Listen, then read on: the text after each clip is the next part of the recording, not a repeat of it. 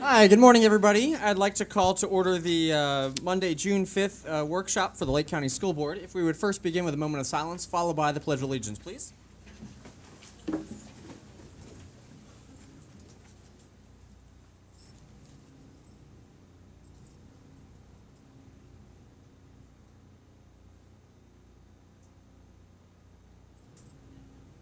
Thank you.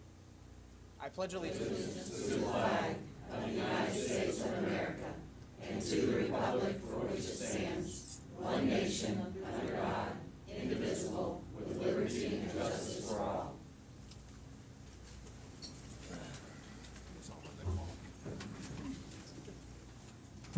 All right, thank you all for coming this morning. We've got a great group. A couple of very important items on our agenda today.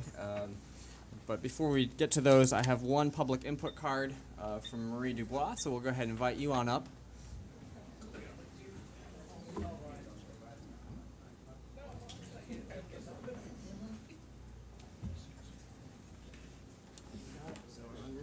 Yeah, we're throwing you off.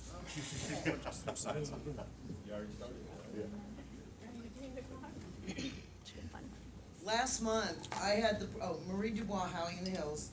Last month, I had the privilege of attending the STEM Wars STEM Bowl, Claremont Middle School Band Concert, Claremont Middle School AB Honor Roll, Mineola Elementary 5th grade graduation, and the Claremont Middle School graduation for 8th grade. I have to say that all of these events were top-notch. And I want to give a special shout out to the STEM Wars. It was amazing. We hear about the gap in education and outcomes. I have to say that what I saw at all of these events was a very diverse group of people that are doing exceptional things. And we often allow the negativity, both in the media and in the community, to overshadow the positive, and we let statistics blind us to what we see with our own eyes. And I just wanted to state publicly that all of you in this school district are doing some amazing things that will positively impact a large number of Lake County's kids. And I want to say kudos and thank you. Well, thank you, Marie. Well, thank you for you. Those sorts of events are undoubtedly the best part of this time of year. So thank you for having the opportunity to be able to go out and experience them, and thank you for your kind words. With that, we'll move into the first topic on our agenda. Yes, parking was a little scarce today. Mr. Johnson said he took the last one, so you can blame him. Followed Miss Cronin to the backside and parked illegally, so. Our budget overview. Superintendent, turn it over to you. Good morning. I want to thank all of the administrators and staff and special guests that are here today. This is a very important topic and one that will set the stage for moving this district forward. So I appreciate you being here. It's also a topic that we all need to be very knowledgeable about. And to help us with that, I'm very privileged to welcome and introduce Dr. Jim Hamilton, who is with us here this morning. Dr. Hamilton is a lobbyist and consultant for Florida Public School Districts. He provides consulting services to school districts and superintendents with a focus on fiscal matters and district construction programs. He works as an individual consultant on behalf of the Florida Association of District School Superintendents, helping school districts with financial forecasting and planning. He also provides training for new superintendents on district operational and financial planning and serves as a consultant for school districts facing financial crisis, all on behalf of the Florida Association of District School Superintendents. Dr. Hamilton served as the Chief of Staff for the School District of Hillsborough County. He was the Deputy Superintendent for Instructional Support, Assistant Superintendent for Operations, Assistant Superintendent for Instruction, General Director of Secondary Education, and a high school principal, all in Hillsborough County. He's pretty much done it all, including custodian, he'll tell you. That is correct. He has a wealth of experience and a unique understanding of school and district operations, as well as a unique understanding of what's happening in Tallahassee. For me, he is a personal friend and my mentor, and for whom I'm extremely grateful and blessed to work with. So welcome and thank you, Dr. Hamilton. Well, thank you, Madam Superintendent. You're awfully kind. I'm not really all that wonderful. but I'm here to help. Board members, this is your time, not mine. I have a very structured presentation. I'm not very good at very structured presentations, but I'm going to try to stand with it so that I don't keep you here till tomorrow afternoon. We're going to cover in an hour what we've done here in 4 days, so that's exciting. I'm not sure I have that skill, but we'll give it a try. You can do this any way you want. My preference, because I think it would help you get through the material, be to run through the presentation and then take your questions and discussions. But if you need me to stop, say stop. Whoa, I don't get it. That's fine. Won't drive me crazy. My goal is to get everything presented and done in an hour, and whatever time left you need, or less if I'm lucky, we'll do. I'm going to do two things I've never done. I've done thousands of these things, but I've never done this. I've never, A, tried to use a PowerPoint. Not very good at being that structured. And B, I'm going to essentially read from a script to open and close, so I don't kind of get involved in preaching instead of presenting, and that's a problem I have. So I have to try to avoid that as well. With that in mind, I would like to tell you that we're here because your superintendent requested the the Superintendent's Association to provide some support with regard to fiscal issues affecting Lake County Public Schools. I've reviewed the fiscal history of the district from the first calculation of 2007-8 through the first calculation of 2017-18, and in fact, a little later I'll refer you to what I think is going to happen in the special session, assuming that it doesn't blow up. I've reviewed the prospective outcome of the 2017-A special session. I've also reviewed the long-range financial outlook that must be approved by the Legislative Budget Commission by September 15, 2017, and that's included in the presentation, so that what we're looking at is the past, the present, and the prospective future for the next 3 years. I am not always as good as the weather forecaster, and sometimes I'm better than the weather forecaster, but I usually get it pretty close to right because it isn't that complicated. It's knowing and listening to the leadership that's been elected by these people in this state and what they say they're going to do. And in 17 legislative sessions, plus, I don't know, a dozen or so special sessions, they pretty much always did what they said they were going to do, so it's not a big shock to me when they do. And secondly, to count numbers and do fourth grade arithmetic with more zeros. That's really all it amounts to. Now, if you can do those two things, you can do what I do. What you're going to hear should not be anything unexpected unless you have been somewhat isolated from the world. And I know your superintendent well. I know she's pretty informed and pretty straightforward in her conversations. But I still want to kind of lay a groundwork. Clearly, we could sum all of financial work up this way. Since 2017-18 and the crash of the economy, you haven't had any new unencumbered money. You didn't get any new encumbered money, and you're not going to have any new unencumbered money. And that's just the facts. I mean, I'm not complaining, I'm not whining. There's a lot of people out there that pay taxes who are in no different shape than you are. That's just the reality of it. But there's no reason to expect dump trucks of cash coming from Tallahassee anytime soon to address whatever it is you want to get done. That is not going to happen. You do have major need for significant improvements in your district. Your superintendent said that, and you hired her because she said it. That's not a criticism of past. It's just an observation of your standards and the application of your standards to your students and your community. You believe you can do better, and so do I, by the way. And you insist that you do better, and that's all it takes as far as the superintendent's concerned, and me. And the only problem is that these things all cost money. So if you're going to do the things you need to do to get where you want to get, you're going to have to spend the money you have differently, and that's essentially the message. I want to kind of reinforce why I reached those conclusions.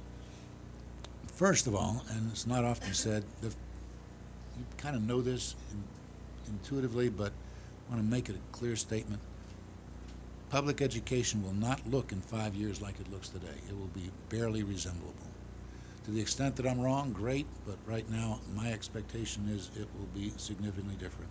Since 1999 in particular, and actually goes back longer than that, Lawton Childs and Betty Castor started this process back in the late 80s. Political leaders in the legislatures have preceded the current majority party. It's just a continuation of a trend.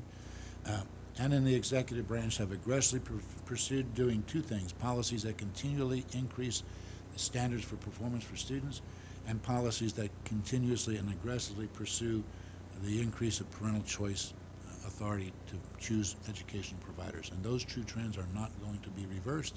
They're only going to be accelerated based on what the people who have been elected, want to be elected, and are in power have said that's what they want to do. There's a package of policies in the controversial House Bill 7069 that passed the regular session of the legislature. It remains to be seen what the governor's action will be.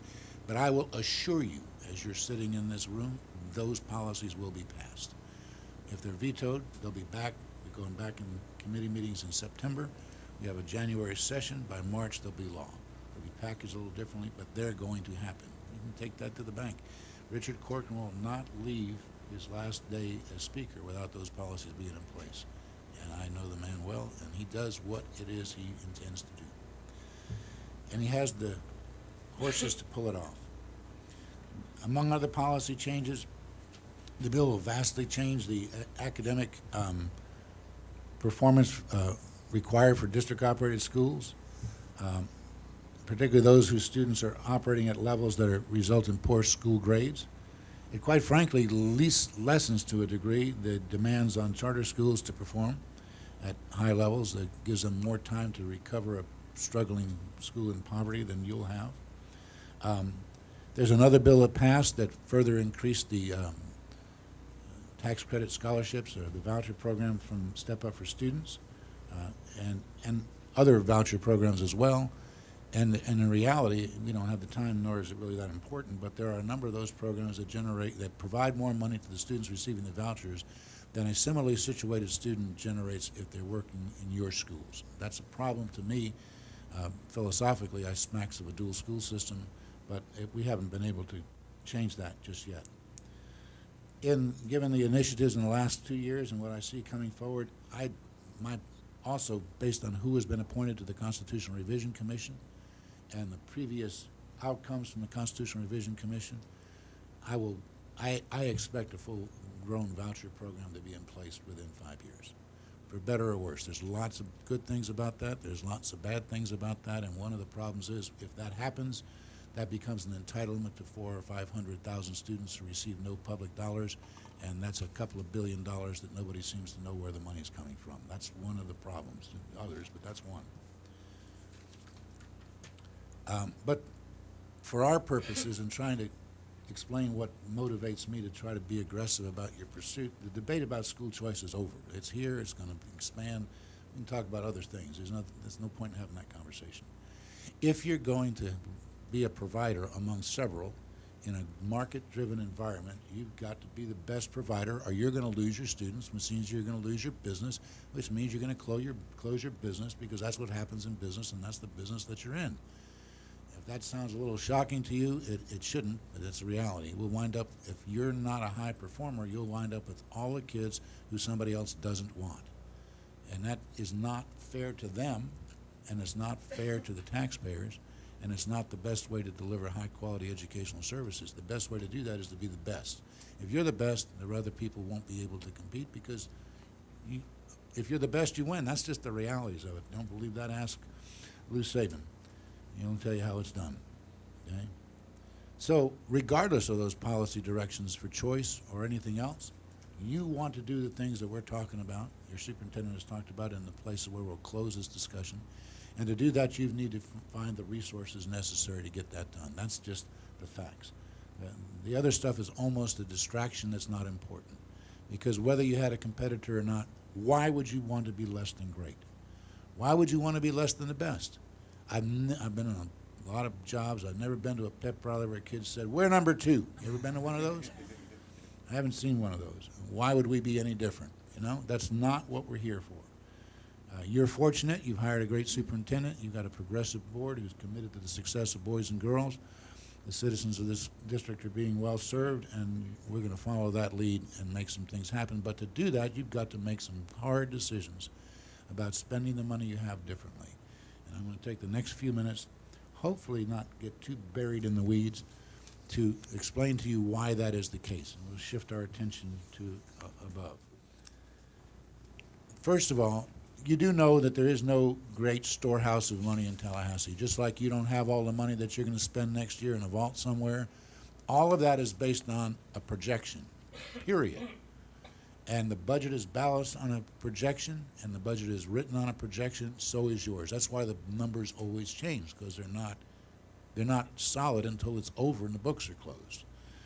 The projections that have been made to set up this budget indicated a long-term prospect for a gap between the revenues necessary to operate the state and the demands on the budget of the state. And the only money we really care about, by the way, at the state level is state general revenue. Out of that $82 billion budget you hear all about, all the fuss and fuming in the sessions about a third of that, about $31 or $32 million. That's GR. That's sales tax, that's corporate income tax, that's liquor tax, that's documentary stamps, that's what that is. That's what they actually appropriate. The other third is in a state trust fund, highway trust funds, concealed weapons permits trust funds, teacher testing trust funds. They're raised for a purpose and spent on a purpose. And the other third are federal trust funds, largely Medicaid and also our Title Is, our IDEAs, our school lunch programs. They're federal dollars. They're in the budget because they must be provided appropriations authority by the legislature or they can't be spent. But they're not what we're talking about. We're talking about $30 to $32 billion of state general revenue. There is one little key player in that picture which is somewhat illustrated by the chart that's up there. And that is that in addition to state general revenue, funding public schools is a shared responsibility with local school districts. You have a responsibility, a requirement by law to provide a required local effort set of funding and the opportunity to levy up to almost three-quarters of a mil in discretionary operating money. You have absolutely no taxing authority, you know that, right? Except to lower taxes. That's the only authority you have. Either the people have to approve it in the form of a referendum or the legislature has to authorize it. You have no independent authority. So you cannot solve your problems by raising revenue unless you go to a referendum to raise the revenue. That's just a fact. A component of the long-range budget forecast and revenue forecast is the impact of required local effort. Required local effort is a component of this. It's not in the budget. It's not part of that $32 billion or that $82 billion, but it's a component of the revenue forecast. And what you see there is an illustration of the gap between revenue and projected expenses. Every year there's a projection of how much money we're going to collect. Every year there's a projection of what the budget's going to look like. And the Constitution requires, Tom Lee, when he was Senate President, got it put into the Constitution and statute, that we must operate off a 3-year forecast. That makes pretty good sense to me. And that 3-year forecast takes the current budget, strips out non-recurring revenues, rolls up expected expenses based on what the legislature generally does and what their legal requirements are, and that rolled up budget then rolls up another year and another year.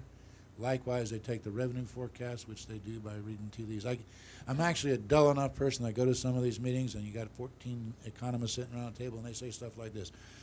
I think it would be like and the other person said, well, I think it would be and then somebody said, well, I think that's right. Is that the agreement of the group? Yes, that's the agreement of the group. That's what's called a consensus revenue estimate in Congress. I think they actually talk, they can hear each other, but I can't ever understand what they're talking about. But that's how they estimate liquor taxes, and that's how they estimate sales taxes, and they break it down into how sales taxes for cars and so forth. At any rate, you have one line up there that illustrates the revenue, and the other line up there that illustrates the expenses, and you see that they change across the years, and the gap between those two lines is that gap of up to $2 billion that you saw in the earlier slide. There has been a change in the basic policy of how the state operates with regard to RLE, and that is for last year and this year, the budget that was adopted a no new revenue millage rate for the RLE. Do not confuse that with a rollback rate. It is not a rollback rate. A rollback rate starts by increasing the tax base by the value of new construction on the tax rolls and significant improvements. You take a $100,000 building, you make it $1 million building, that gets added. And then the millage rate that would be required to bring in revenue from that tax base is your rollback rate. And if you take, in essence, the value of other increases in value, which comes also from the marketplace, by the way. When you sell a house for $300,000 that you bought for $100,000 on tax rolls for $100,000, it'll now be a $100,000 house for that taxpayer. That contributes to the rest of that growth. The position of this legislature last year and this year has been to take no new revenue from the RLE. That's about $550 million that are not available to fund public schools. And there's not an additional $550 million of GR to fully replace it.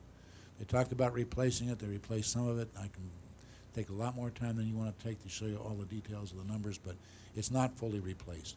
And going forward, it creates a continuing gap. So what you see there is that higher line is the gap that grows.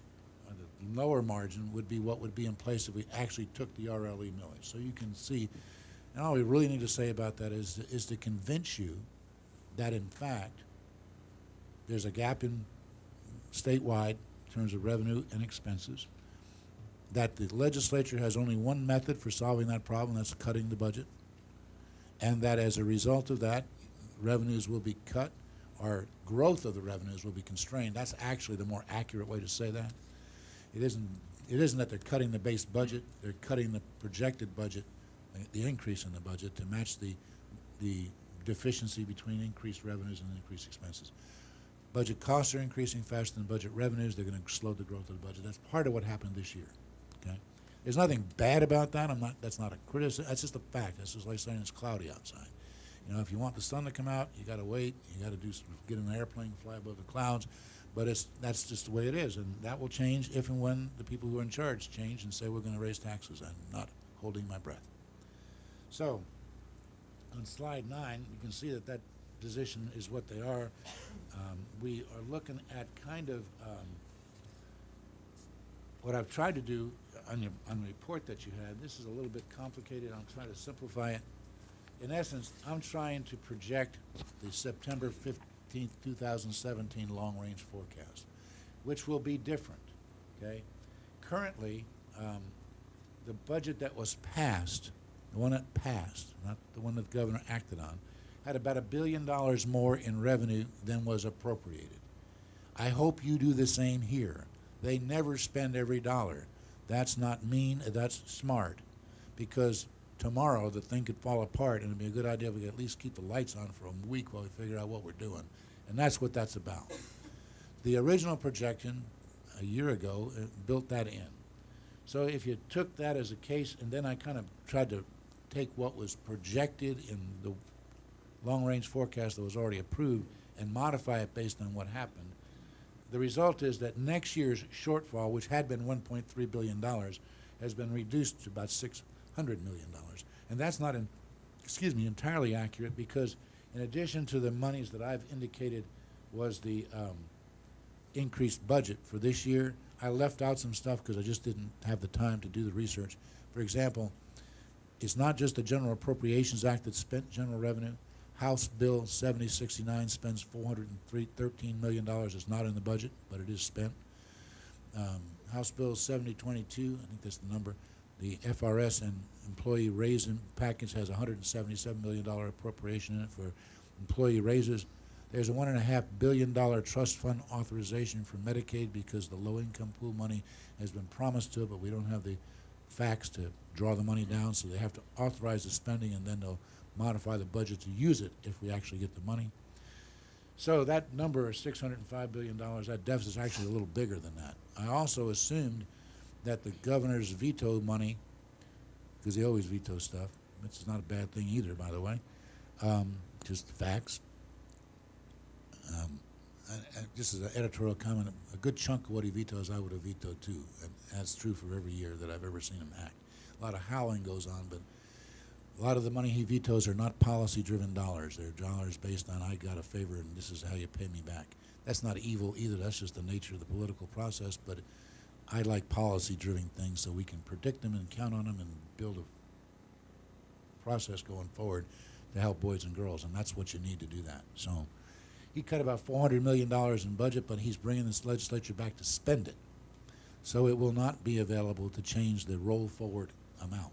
So that number will still be there. There'll still be a deficiency, between the projected revenues and the projected expenses, because all those expenses that are not in the budget are recurring expenses that will be in the roll-forward budget, even though they're not in the General Appropriations Act. Are you nuts yet? Am I driving you crazy yet with this? So I'm trying to convince you that going forward, this problem is not going away. That's the whole point of that. I hope you have enough trust in my work and my credibility that I wouldn't tell you a lie, because why would I tell you a lie? I don't get paid more for lies than I do the truth, actually less, because then they find out you lie and they don't ask you back. So that will be different than the numbers I forecasted, but the concepts and the gaps will be still in place. That you can count on. There's nothing in the forecast to indicate that that would be different. Somebody always raises the question about the lottery funds. About $1.9 billion of lottery monies were used in the K-20 education budget. A chunk of that, almost $450 million, went into the FEFP. Some of that's non-recurring money, and that's what this points out. We spent about $200 million more of lottery money in this year's budget than is forecast to exist in future years' budgets. So the lottery funds are not growing aggressively either, so that's not going to be a source of revenue to solve this problem. That's the only point of addressing that in the first place.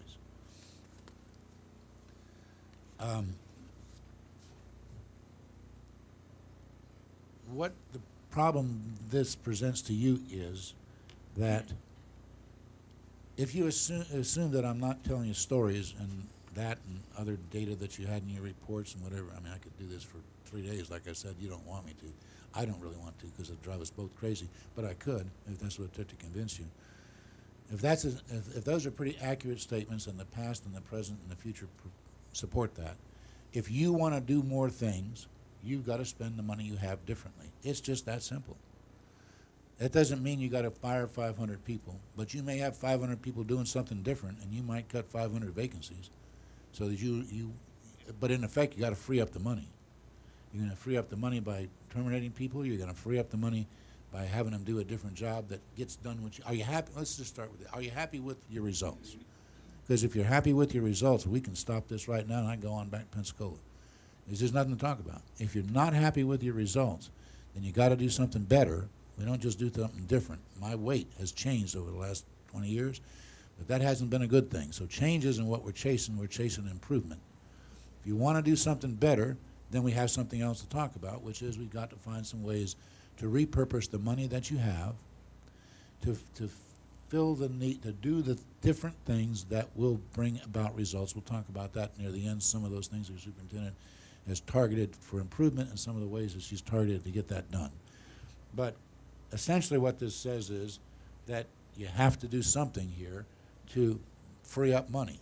And there's lots of things that folks can do. There's lots of ways that you can get this done, but you can't do the same thing you're doing. If you're in a hole, you don't need shovels. You need ladders, right? Isn't that right? This is the same stuff right here. It's just that simple, not any different than that. We're going to move on now to to what has really happened historically. And in your packet, are we on slide 14, close to it? 12? Okay. We've kind of talked about that. We're going here now. Statewide revenues and expenses are detailed in terms of their history year by year for you in your packet. We're not going to talk about it because honestly you don't care about the statewide information, except for this. What that would tell you, if you were concerned or interested, is Lake County different than the state? And the reason I gave you the state data is to show you that no, you're not. Your financials pretty much track the state. So nobody here has done anything ridiculous. Nobody here has been deficient. You just sort of mirror the state within a point or two. I didn't bother to make a direct comparison, but I'm confident that that's a safe statement. In fact, I think you may have done a little better job of cutting some expenses along the way than some other districts have. I know that. But you haven't done a good enough job. We're going to show you that in just a minute as well. So we're going to go on from there to, in your packet on your desk, to part 3, which talks about this district. And here's where we're starting. We compare this to the first calculation of the Florida Education Finance Program in 2007-8. You will not find that on the DOE website. It has been obliterated. It doesn't exist anymore. It was passed on May 2nd, more or less, of 2007. Marco Rubio was the Speaker of the House. Ken Pruitt was the Senate President. Charlie Crist was the governor. The bill was passed, signed, and implemented. Whoever was on the board at that time built a budget, a tentative budget in July and a final budget in September based on those numbers. You hired staff, you negotiated contracts, you set pay scales based on those numbers. The economy obliterated itself shortly thereafter. That's just happened. I wasn't in charge of the mortgage equity scandals and stuff, but it doesn't matter. It happened. Nobody here said, let's just go blow up the economy so we can be poor. That wasn't part of it. But it is important to recognize that that is where we start. The legislature does not count that as their benchmark. They count as their benchmark the revised third calculation of the FEFP that year, which was the result of the March 8th special session of the legislature, and it was the second cut of the budget that year. It was in March of 2008 that they did the second session. It was in the same fiscal year. And that, you have a chart that looks something like this that kind of tracks all that line by line. We're not going to, this discussion kind of tracks this chart to a degree. On the website, you'll find the revised third calculation, because there was an original third calculation and there was a revised third calculation. There's a statewide chart that tracks all these numbers, and there's a district chart that tracks all these numbers for you. At the end of the day, the important point is that if we don't recognize this, we don't recognize that statewide we cut about $560 million in that fiscal year. In this district, that's a 1.5% of that money, so you had to make some major cuts, the second half of which came in March, and you had until June 30th to effect them, which is pretty hard to do in the real world. So we need to understand that that's your budget cutting starting point. That's why we put that up there. Can I ask a question? Sure. In reading your report, I didn't understand why you consistently referred to 2011-12. Because that was the bottom of the recession. And my advice to boards at the time was, at the end of the day, if you didn't rebase your budget to that bottom point of recurring revenue, you weren't properly positioned for the recovery. Because, as it turned out to be true, you got a lot more money since then. Since the bottom, you've grown about $45 million, but 60% of it was pre-spent by the legislature. Now, that is not a set of curse words. They pre-spent it on some good things. You might have decided to spend it on those very same things, but it didn't pay the light bill. It didn't handle the increase in health insurance. It didn't take care of when diesel fuel went up. It is just, they made those decisions. And we'll talk about specifically what they were and how much they cost you along the way here. But it was and I knew that would happen. In 2007, 11, 12, this is discussed here, but let me just hit it while she brought it up. At that bottom point, statewide, it's easier to remember statewide than the 30 districts I worked with. Yeah, we were at about $16.6 billion in state and local revenue in the FEFP. That's on one of those charts.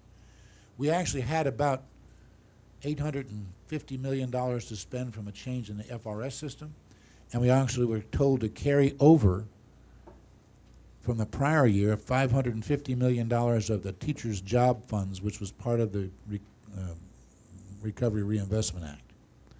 So you had more money to spend that year than the FEFP provided, but that money was clearly going away. And if you didn't take action while you had it to cut the expenses it was supported, you would not be rebased to the place in the budget where you needed to be to recover. And nobody did, by the way, or at least nobody I've worked with. Somebody might have. Orange County took care of that problem a different way. They went to their voters and got authority for an additional mill, which essentially filled that gap. And they've got it renewed, and that's another way to do it.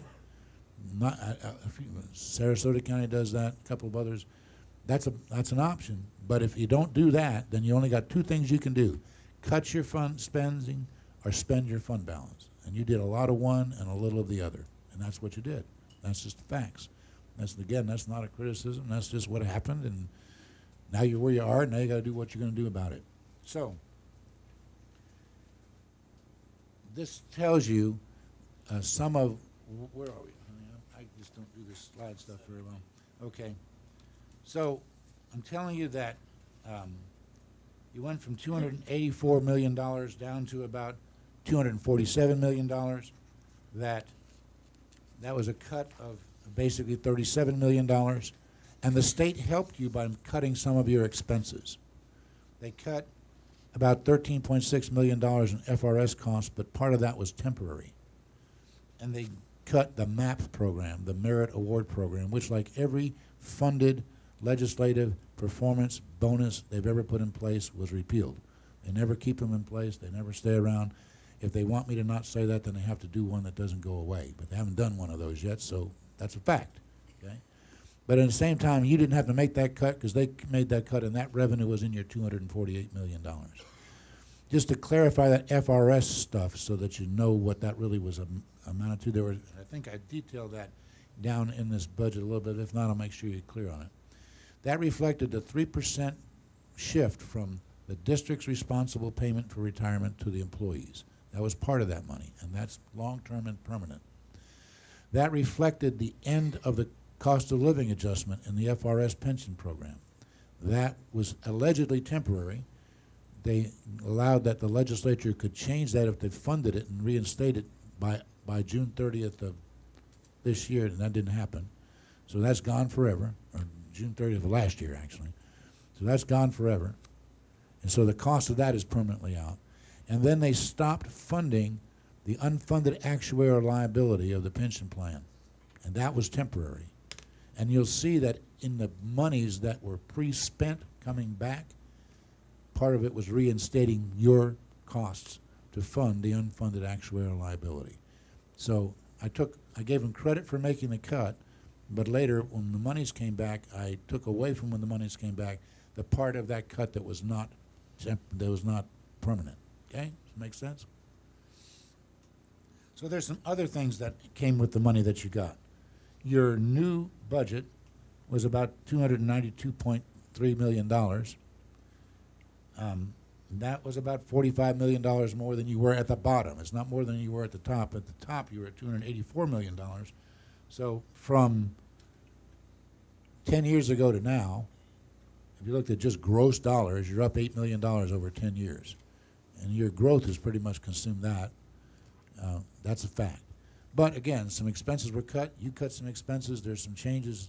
That's just fairness to understand that.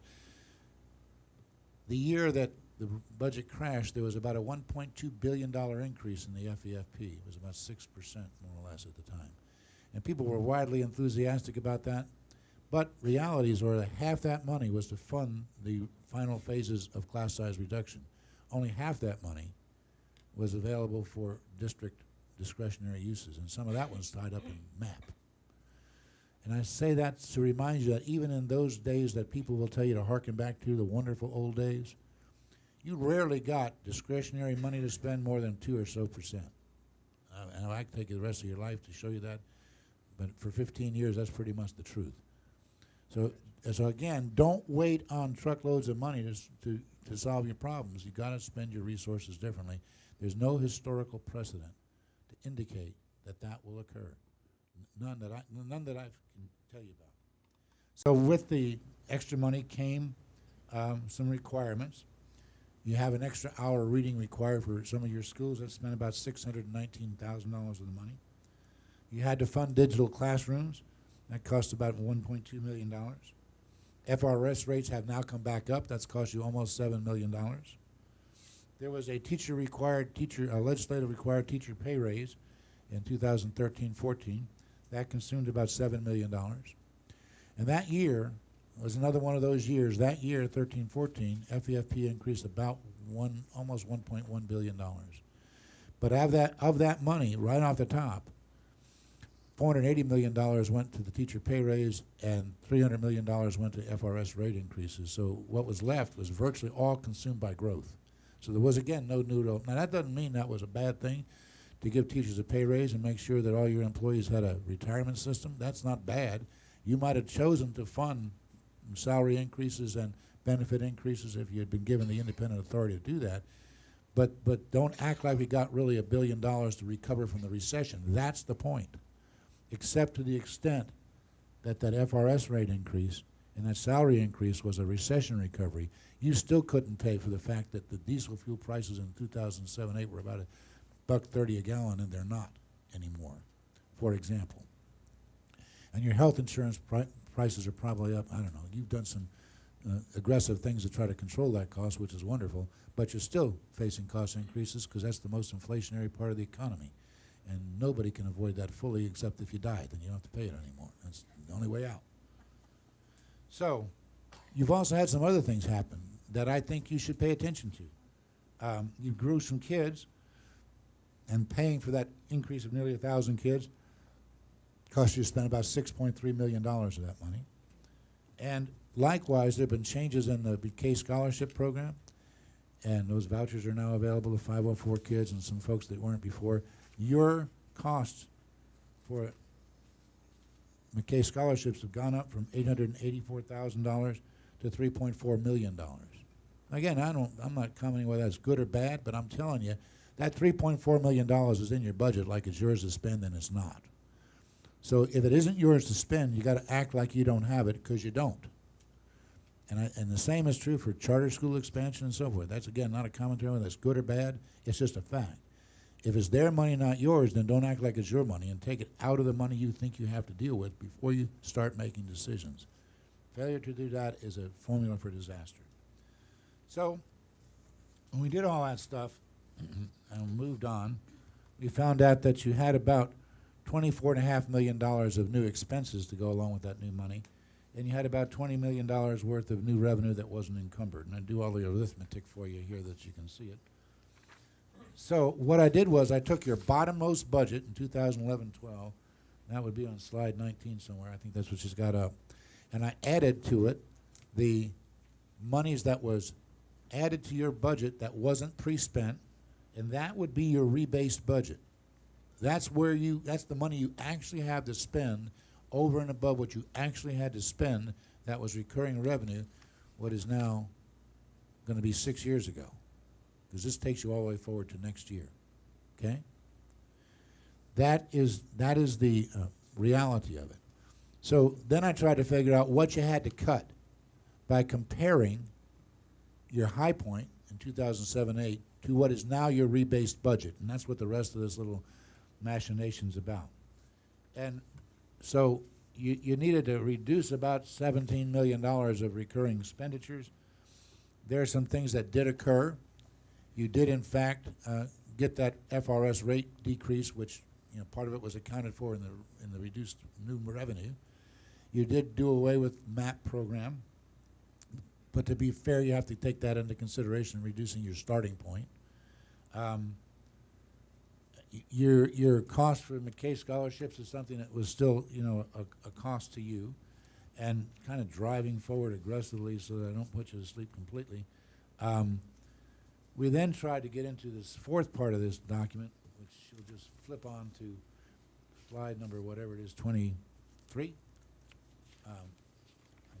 Some of this I don't need to beat to death because I'll wind up beating you to death. Here's a bottom line number for you. There's not been sufficient revenue to cover the cost increases that you have, and your non-FEFP revenues have not increased. So what you had left is you had to fund these things that you actually, I could identify kind of quickly and easily. These are actual increases in your spending since 2011-12 that you would have had to fund. You would have had to fund salary increases that was beyond the extra salaries of the new people you added, because your salary account went up $18.5 million, but only about $11 million of it was salary increases not involved with the salary increases from the state. You had to fund increases in employee benefits costs. That's not your FRS cost. That's your health care and your workers' comp increases. That's what that $6 million is. And you have had to fund about $7.5 million of increase in purchase services. And we dug into that. Some of that is tied up in like therapy services for ESE kids. Some of it's contracts you have for people who are going to give you wizard-like answers to your instructional problems and so forth. But that's where that money is being spent. Purchase services, when you look at your budget, you should know that part of what's in purchase services is your transfers to your charter schools. But there hasn't been a vast increase in that over time, based on what your finance office has provided me. So, what we found out is, kind of moving on, you would have had to cut enough money to fund those expenses that were above and beyond what was required. You'd have had to cut about $25.6 million to fund that, to have a then balanced, rebased budget where effectively you're working off of a $267 million budget. And when we looked at what actually occurred, we see that we started looking at your fund balances in 2011-12. We took out of that the $8.8 million that you had to carry forward because the legislature told you to. So you started out with about a $31.7 million fund balance. Right now you're projected to end with a fund balance of about $12.2 million, which is not quite your 4%, just a shade less. And you'll probably be at your 4% when the books close, but that's where you are. You got no more fund balance to spend. And you cut about $6.6 million plus dollars in recurring expenses out of the $25 million to have. So you rebased your budget $19 million by cutting fund balance and $6 million by cutting expenses. Anything else you're going to fund going forward, you're going to have to fund by spending what you have differently. Those are the facts. There'll be a slight change in that forecast when we get to this transition to talk about the special session. But that's essentially where you are. Does that make sense? I got more numbers in here than Cutter's got liver pills. But it somewhat speaks to where you are, and I've already said numbers for like 40 minutes, and you got to be like sick of them by now. So you've got no more fund balance to pay for cost increases. You've got things you want to get done. You have to kind of do things differently.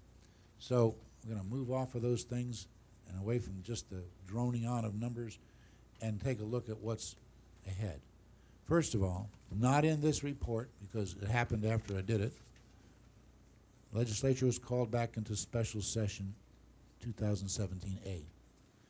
I have tried to project what that will look like based on the limited information that's been released. It's not impossible to do. I'm not going to bore you with the way I do it, but just assume that I'm pretty close to right. Remember that what we're getting is an increase of about $75 per student. They say $100 per student. That is $100 over the prior year budget. You are already funded with $25 a student in the budget that passed, so it's an increase over the budget that passed of about $75 million. $75 a kid. To do that costs about $213 million. And what that will do will be, first of all, it'll fund the increase in the FEFP with non-recurring general revenue that resulted from vetoes, so that will be a hole in next year's budget that will have to be filled, by the way. That's a fact.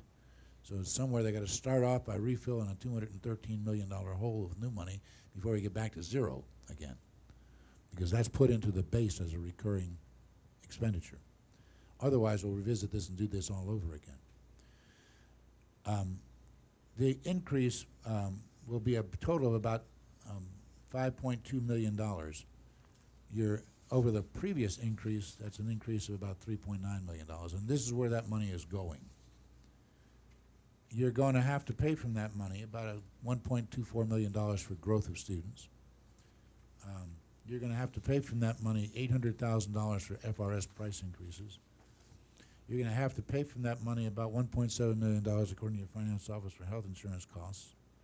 You're going to pay for that money. That's still not settled, but they didn't resolve workers' comp issues, so it looks like a $300,000 increase in workers' comp. And out of the total increases that you got, about $500,000 of it is in entitlement of your charter schools, not yours. So out of your total newly calculated increase in funds, what you have to pay for expenses going forward, other than the ones we've paid for, FRS rates, health insurance, workers' comp, charter school increases, is $660,000. Now that's a vast improvement because on the previous budget you were negative, more or less by $3 million. That's where you were. You would have had to cut $3 million to be exactly where you're going to be. So it's not a bad thing they did. We're great to have it, but it certainly is not a problem solver. It's just a recalibration to kind of put us at a starting point that's more reasonable. So I'm going to kind of wrap this up. I'm close to where I want to be in terms of not taking up all your time. Says to me that the data are very clear. The recession left a structural shortfall in the district's operating budget of about $25.6 million. That's what all that rigmarole got me around to conclude. That you consumed about $19.5 million of fund balance over the years to fix it, and it cut about $6 million in long-term spending. And that your fund balance is now at the minimum that you prescribe by your policy, so you can't spend any more of it. Also, that your capital outlay program, which is not part of this work, but it's something to remember, is from the beginning of the recession to now, your local millage raises about almost $15 million less a year than it did 10 years ago. Nothing costs less than it did 10 years ago. So that's a problem. You got a whole different capital outlay issue that could take another week to deal with. But you already know that. That's not news to you all. I just want to make sure you understand that in addition to these problems, you got those problems, because there are some districts that don't have those problems and they kind of steal from that pot to fill this pot. That's not an option for you either. So you can't likely depend on new unencumbered FEFP revenues to do what you want to do. If the no new RLE revenue policy continues at the state level, we will be particularly stressed. And I'm telling you now, and I hope I'm wrong, by the way, but I do not, I have a responsibility to tell you what is the most prudent course of action, not what would be the most thrilling course of action. That you should assume that going forward, just as I told my clients in 2015, and those that tracked it won, and those that didn't. I told them in 2016 the same. There's no reason to believe that an FEFP increase next year or the year after that or the year after that, based on, I haven't looked further ahead than that because there's not data further ahead than that, will be better than funding growth in 1%, unless there is a major shift in the expenditure priorities of the legislature, because there won't be money to fund more than that, unless they say, we're not going to do this, we're going to do that. And I can tell you right now, Joe Negron, Senator Negron, the president, is driven on this business that he wants to do with the university systems, and he's only done half his work. He's projected to spend $1 billion. He only spent $500 million this year. So I know where the first $500 million is going right away. Medicaid is a voracious consumer of money, and at the end of the day, people die. So I understand the urgency there. It's just that simple. I'm not going to argue about that. There may be better ways to do it. And I do believe, by the way, just as a word of unnecessary endorsement of your legislators, they have really tried hard over the last several years, and in some pretty creative ways to find a better model for that. They haven't gotten there yet, but I think they're still committed to do that, and hopefully they'll achieve that. And they're certainly dedicated to doing it. But it sure isn't easy. So I've been here for a week. We talked with your superintendent and the staff, and I absolutely have to tell you, you'll not only have to operate in this stressed fiscal environment, but if you're not the greatest provider of services, you're going to lose your money and your customers to your competitors, period. Period. So you have to figure out how to deal with that, too. Now, I don't want to beat up on people who aren't present, but I worked for several years with Jefferson County Public Schools and tried to explain these same things to them. They were not particularly responsive, and they virtually no longer exist. So don't tell me it can't happen. And that was a vibrant, successful school district 15 years ago with a couple thousand kids and high performance grades and so forth. And now they are charter run and no longer exist as an entity, and they got about 600 kids left in the district. And there's not 600 kids who live in the district. There's just 600 kids left in the district. So don't tell, and I'm working with 2 or 3 more districts that are kind of like next in line, you know. I guarantee you it is the intent of the legislature to give you a stiff enough set of competitors so that you'll have to earn the business. Does that mean you can't? I hope not. I believe you can. I am absolutely convinced you can. You got the leadership in place. You got some great kids in the district. You got a great community to get engaged. You can make this happen. So we try to think about what it is that would make this happen and what it is we would, because now we're talking about not how are we going to increase our revenues and sustain our revenues by being the best in the marketplace. That's really where we are now. I mean, period. So we talked about what does that kind of district look like, and we kind of tagged it a destination school district. We want to be a destination school district, so we asked, what is a destination school district? And the superintendent suggested that, like St. Johns County might be a destination school district. A lot of the growth in the Jacksonville metro area is driven by people who want to be in St. John County's public schools, and they don't really have any competitors because people can't compete with them because they're the best there are. Now, I've driven around that community, and I've driven around this community, and you don't have that really cool beach out there, that's a fact, but you got some pretty cool lakes, you got some pretty nice neighborhoods, you got some nice looking buildings, some of them better looking than their buildings, some of them look pretty average like my buildings, and if you're going to afford buildings, they probably ought to look more average than wonderful, because that's just how it works in the construction world. I don't know why it can't be you. Why shouldn't, and that was the conclusion the superintendent and our staff drew, why shouldn't Lake County Public Schools be a destination school district for the Orlando metropolitan area? Why shouldn't people move their businesses to the Orlando metro area and want to live here and send their kids to your schools? I don't see a reason why. Y'all think you're lousy and you can't do that? You want to tell me that now? And again, I can stop this and leave it a little quicker. I think you can do it. Your superintendent surely does. That's why you hired her. And you must think it or you wouldn't have hired her, right? And they all work together. So you want to be a destination school district for this area. And I'm familiar with Santa Rosa County and the Panhandle. They're sort of that there.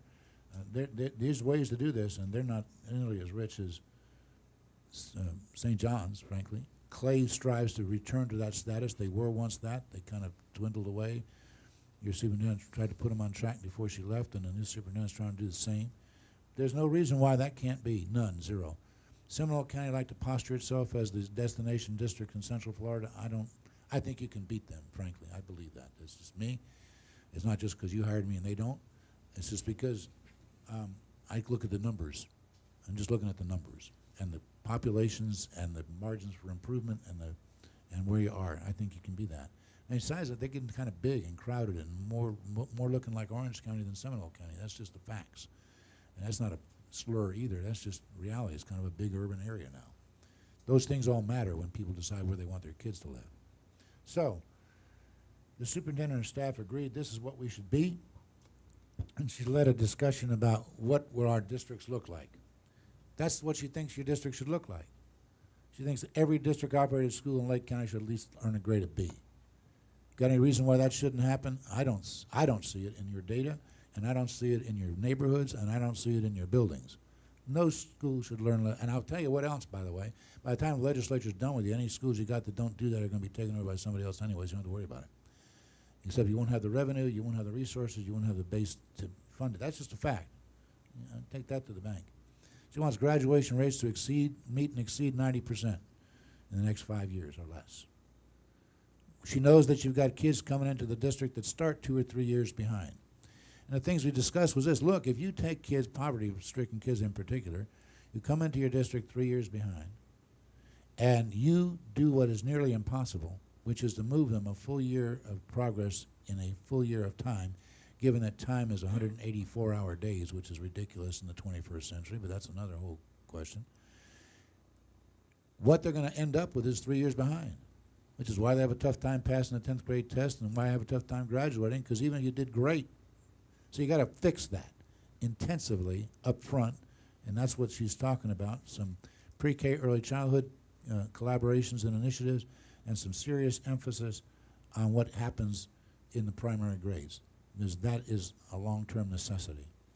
You could argue, additionally, by the way, if you wanted your kids to graduate, wouldn't it be great if every kid in Lake County Public Schools graduated with a high school diploma and an Associate of Arts degree?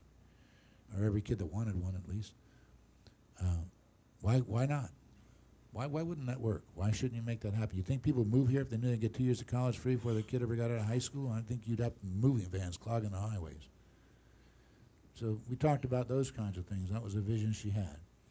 She says we should be able to eliminate third grade retention for any student we serve the entire time from K to 3. And we can't fix a kid that came in here with a year left or 6 months left or even, less than a full commitment. But her commitment is to get every one of those kids to pass that silly test, not to get through some other way. I think that's aggressive. I think that's wonderful. And likewise, she talked about acceleration options that would ensure that every kid that left with a marketable skill, post-secondary education eligibility, and perhaps some transferable college credit.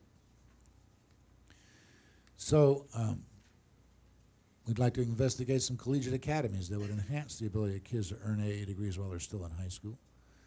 And the staff, your superintendent thinks, I think you would think, if you did these things, you would be attracting students from other districts, because now kids can go anywhere in the state they want to. You would be attracting people to move here. You would be scaring away your competitors, because they'd be hard-pressed to compete with you if you're performing at that level. And you would thrive, and that's a fact. So we tried to figure out how might we do this. What kinds of things would we do? We looked at some research about schools that are really successful, particularly with challenging populations, but just generally, both nationally and internationally. We looked at the research that the legislature used in crafting the Schools of Hope concept. And there's lots of data there that support the fact that if you do some of those things differently, you'll get different results. Some of the things that the superintendent aspires to do is to create a longer school day and a longer school year. That is a doable proposition, particularly if it's targeted at the places that need it the most. If that kid starts out 3 years behind, wouldn't it be grand if you gave him 3 more years of education and moved him a year at a time? You think you might then catch up? You think you have a prospect of doing that? I don't think you're magic enough to do it in the parameters that you live with today. And neither does the legislature, because that's what they expect their Schools of Hope to do, by the way. They expect them to have an 11-month year, a longer day, Saturday school. That's what the KIPP academies do and the other things that they're trying to bring here. So why wouldn't you want to do the same thing? She would expect that there might be some schools that have Saturday school. She would expect that the curriculum would, because if you just have people here a longer time do the same stuff the same way, you won't get much different results. So she's looking to have a curriculum that is really deeply grounded in the kind of rigorous academic programs that those schools offer that are successful in Sweden, in Singapore, and in Hope kind of schools around the country. We want some engaging student activities across the district, partnerships for wraparound services, particularly in our most disadvantaged neighborhoods. And she also noted that when we do these things, there'll be advantages of other folks. That if your teachers and your other staff members that currently work 10 months based on a 6 or 7 hour day are working 11 months based on an 8 or a 9 hour day, they're going to make a lot more money. And if they made a lot more money, that would be motivating to attract the greatest people in the world to be in the schools, which is what you want to have there. Regardless of these or other strategies that you implement, you've got to have the kinds of things happen that you want to have. It doesn't matter that you're fiscally constrained. Doesn't matter there's going to be higher performance standards. Doesn't matter there's going to be more competition. I don't think you care about any of that as a board. I know your superintendent doesn't, because I've known her longer than you have. What she cares about is that every boy and girl in this system is great, served in a great school with a great teacher, and has a great outcome. She's got some particular strategies in mind to get that done, a particular focus on what that would look like in terms of performance outcomes, and I'm telling you that you can afford that, but you can only afford that to the extent that you use the resources that you have differently. And that, I did it in an hour. It wasn't very coherent, but I did it in an hour. I'll take whatever questions you have or let you all talk among yourselves. Just for my own clarification, that $5.2 million that you came up with for a projected increase, what'd you say you were using as the Lake County basis for the BSA? No, I didn't use the BSA. Here's how I do it. I took the current year the current year, 16, 17, average dollars per student for the district, and the current year average dollars per student statewide. And I ratioed those two, and that tells me how the money gets distributed through all the various programs in the FEFP. Sure. Then I created the new average dollars per student based on adding from this current year to the next year $100. And then I calculated what your new average dollars per student would be based on the fact that that ratio between you and the state stays the same. Right. And then I multiplied that number, that new dollars per student times the number of students you're projected to have, and that gave me a total amount of money, and I subtracted that from the amount of money you have this year, and that's where I got it. All right. Certainly, we don't rank real high on the per pupil funding, so. No, but neither does half the rest of the state, Sure. and the whole state doesn't rank too great either. You look at those numbers, there's certain things you should just not even consider. Jefferson County's got about $9,000 a kid. You want to trade places with them? Some of that gets distorted with things like the digital classrooms where they start out with $500,000 and they got 1,000 kids, so it's a zillion dollars a kid, and you're not in that position. Meaningfully, you look at kind of like districts, and there's a $300 or $400 spread, unless you get into Sarasota, and Monroe County is a significant outlier, and that's because their 748 mil money generates so much more dollars per student than yours does, because you're essentially a residential community without a beach tax base. That's the bottom line. That's right. Absolutely. All right, well, board members, I'm sure there are lots of questions out there. Who wants to start? Well, I'll just start out. Thanks so much for your time and visiting our district. But I wanted to speak to the FEFP, and just for the record, and you and I had a brief opportunity to speak about it, and that's the inequity of the FEFP to Lake County. We're 19th in state population, and yet we are 62nd, is that correct, Carol? That's per right. student funding. And that, do you see at the legislative level any shift in the paradigm to bring equity? So that average between all districts, 67, would be $7,200 right now.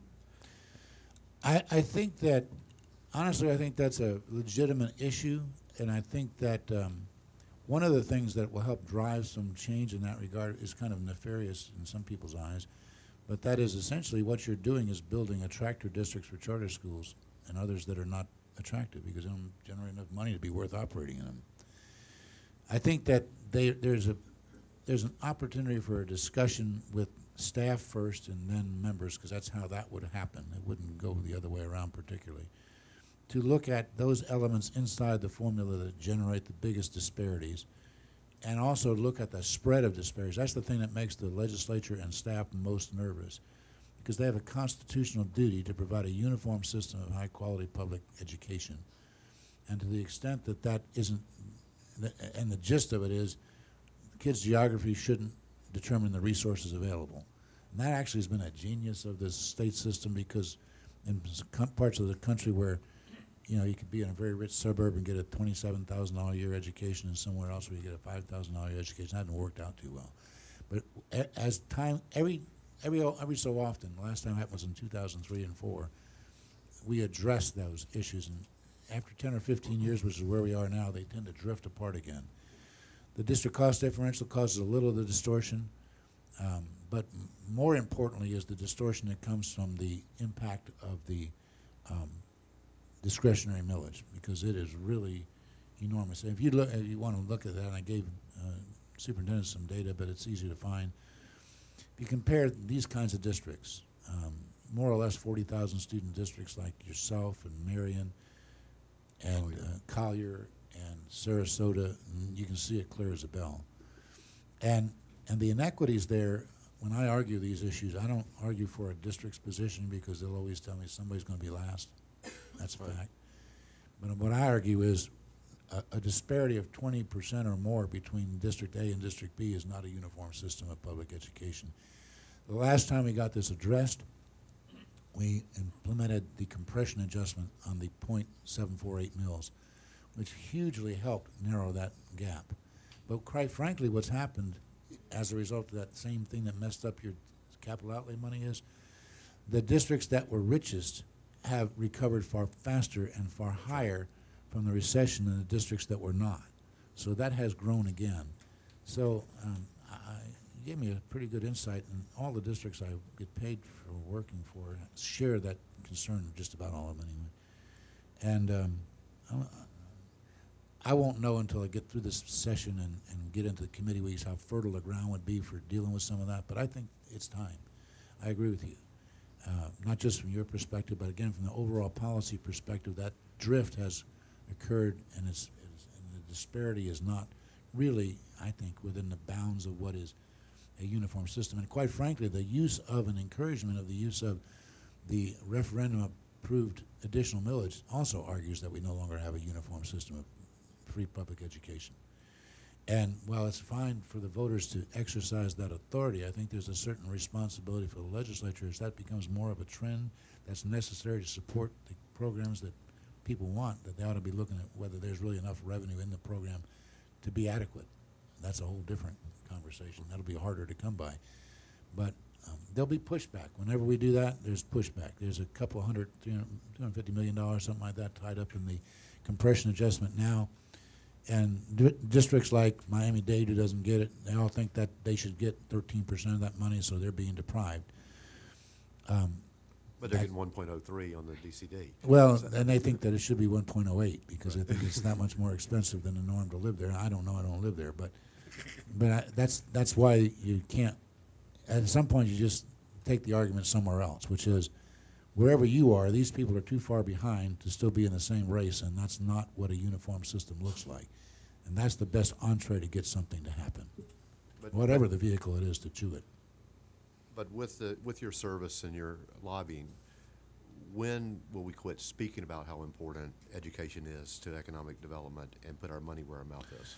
I don't know, honestly. I think when we actually feel the penalty of not having it, and currently there's not a perception that's the case, and there's a certain willingness to create a dual school system for those people who choose to choose choice and those who don't, that's perceived as an outcome. Now I can tell you, I don't win this conversation, but I have it.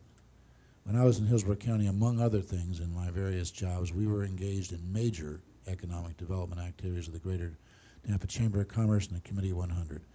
And we were instrumental in major relocations of major employers like Chase Home Mortgage, has got 14,000 employees in the district now. Citicorp, which moved all of 17 Wall Street to Hillsborough County to do all their back shop operations in a 1 million square foot facility out on I-75, and several others like that. And what those executives wanted, because they wanted to bring their people, they grew their workforce once we got there. We had a workforce that they could use, but they didn't want to start from scratch. They wanted to bring their 3,000 or 4,000 or 5,000 employees. And they were used to a certain standard of amenity in life. And so, I mean, I had conversations with real live employees like this, you know, and then we brought some of them down, and then we brought them back to talk to their colleagues. And they found out that they could get a 3-bedroom, 2-bath, 1,400 square foot real honest-to-God house for like $125,000 or $30,000 at the time. This was some time back. And go to a real honest-to-God school with really great teachers, and we assured them that the alligators wouldn't eat their kids at the bus stop. And that was a vast improvement over what they were living in Manhattan and Brooklyn and stuff. And that's what sold them. And if there wasn't that uniformly decent, high-quality public school system that was serving the communities where their employees were moving, they wouldn't have come. I'm just telling you that. And why that is not clear and evident to these folks, I don't know. They have a commitment to competition and privatizing our services. That's a philosophical commitment that they advertise when they run. And unfortunately, and I don't understand this, Senator Baxley kind of doesn't do this. He's a supporter of that kind of free market, but he's always pretty scrupulous about not criticizing us. He just says more options. They're bad, they're great. His kids and his adopted kids and so forth went through a variety of public entities. He doesn't have a problem in the world with us. But there are some people that think the only way they can justify that position is to denigrate us. And at the end of the day, if I were still out there trying to talk to companies as the governor does, I don't know why it doesn't drive them crazy, because they believe all the negative stuff we say about ourselves and they don't come. That's a fact. I'm telling you that. I've done this work. That's a fact.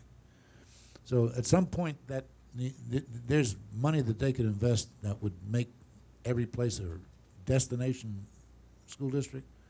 And maybe that won't happen in Madison County or Hamilton County. You have to go there to understand what I'm saying. There's just not enough folks there except pine trees to matter, although there's some, you would think, some industrial capability for development along I-75 or I-10, but it's hard to make that happen there. But for other places that are just normal places, to the extent that we're great, people will come, and to the extent that we're not, they won't. And I am convinced that executives who are used to access to publicly supported amenities are not particularly interested in running lotteries for their kids to get into some particular charter school or some particular voucher program or some particular other place. They'd like to know that for them and for their employees that there's a uniform access to great schools.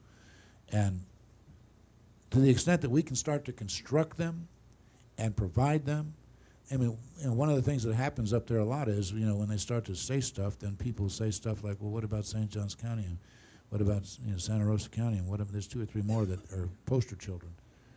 And they respond, well, then y'all should be like them. Well, I don't have a comeback for that. We got to get there. And at some point, we can leverage their policies to prove our point.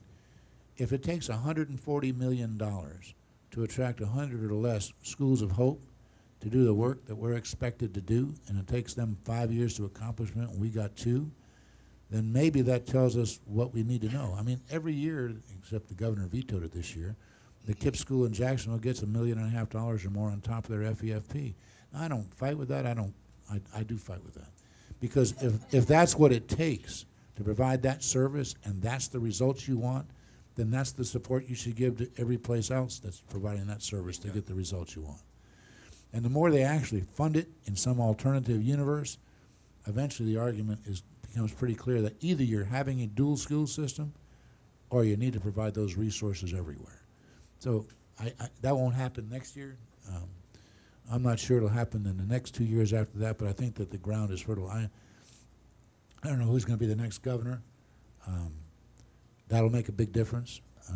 The leading candidate in the majority party, I think, is a strong possibility. I don't know what the Democratic Party will offer. It's not my tea leaves to look at. But we need some strong executive leadership to support that position in a pretty coherent way. And to do that, we've got to be constantly fiscally responsible and aggressive in pursuing greatness with what we have, and then be able to point out that if that's what you think it takes to do this, and we're getting pretty close, but without it, then we all need to have it. I think that's the best shot at making it. That was a long answer to a question, but. Well done. Any other questions for Dr. Hamilton? I had a simple question. With the 5.2 million, why do you consider the enrollment growth to be a negative? Because you got to pay for it. Well, yes. And that money includes not just the increase in dollars per student, that's your total funding increase, including the funding increase that's driven by growth. So some of that 5.2 million is going to be pre-committed because we're going to have to hire additional You teachers and so on and generated so that forth. money from 2 sources, increased enrollment and increased funding per student. The increased funding per student is money you can do something about, but the amount that's generated by your additional students, which is about that amount of money, if I multiply the growth students times the dollars per student, that's how much money was generated because they're there, so you got to pay for them. If your schools are properly staffed and not overstaffed, you'll have to add teachers to accommodate them because you'll be at class size caps, and that's what that pays for.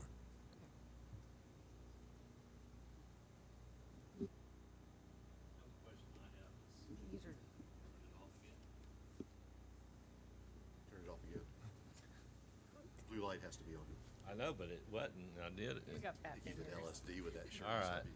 you- But my final question, or your final number, 660, because we were given a little different figure by our own staff and everything earlier, a little higher. But I just want to question: is that a final figure after some cuts have already been made in positional cuts? No. I don't know what your staff gave you and what they were doing with it, but part of what they did, I suspect, is they didn't already extract from that the expenses that you're going to have to pay.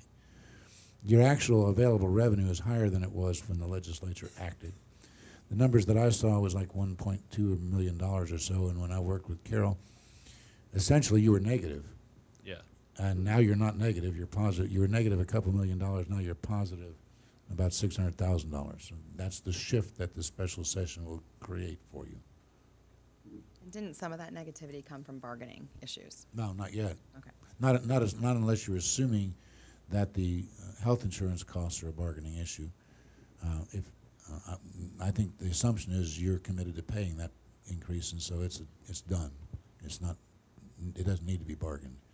That tells you how much you got for bargaining, and for light bills, and for whatever else you're going to do that you don't create revenue for yourself, more or less. That number will not be the number that turns out, because I'm just doing estimates and projections. I'm not doing real calculations because I don't have access to that tool. But it'll be close. It'll be close. So I think I heard a lot of ideas: increasing the school day, increasing the days that children. How can that possibly be paid for? I mean, Because I you didn't see enough. I don't know if I saw enough cuts. well, Cut we ideas. we didn't get real specific about that because it wasn't really the appropriate part. It wasn't what we were here to do.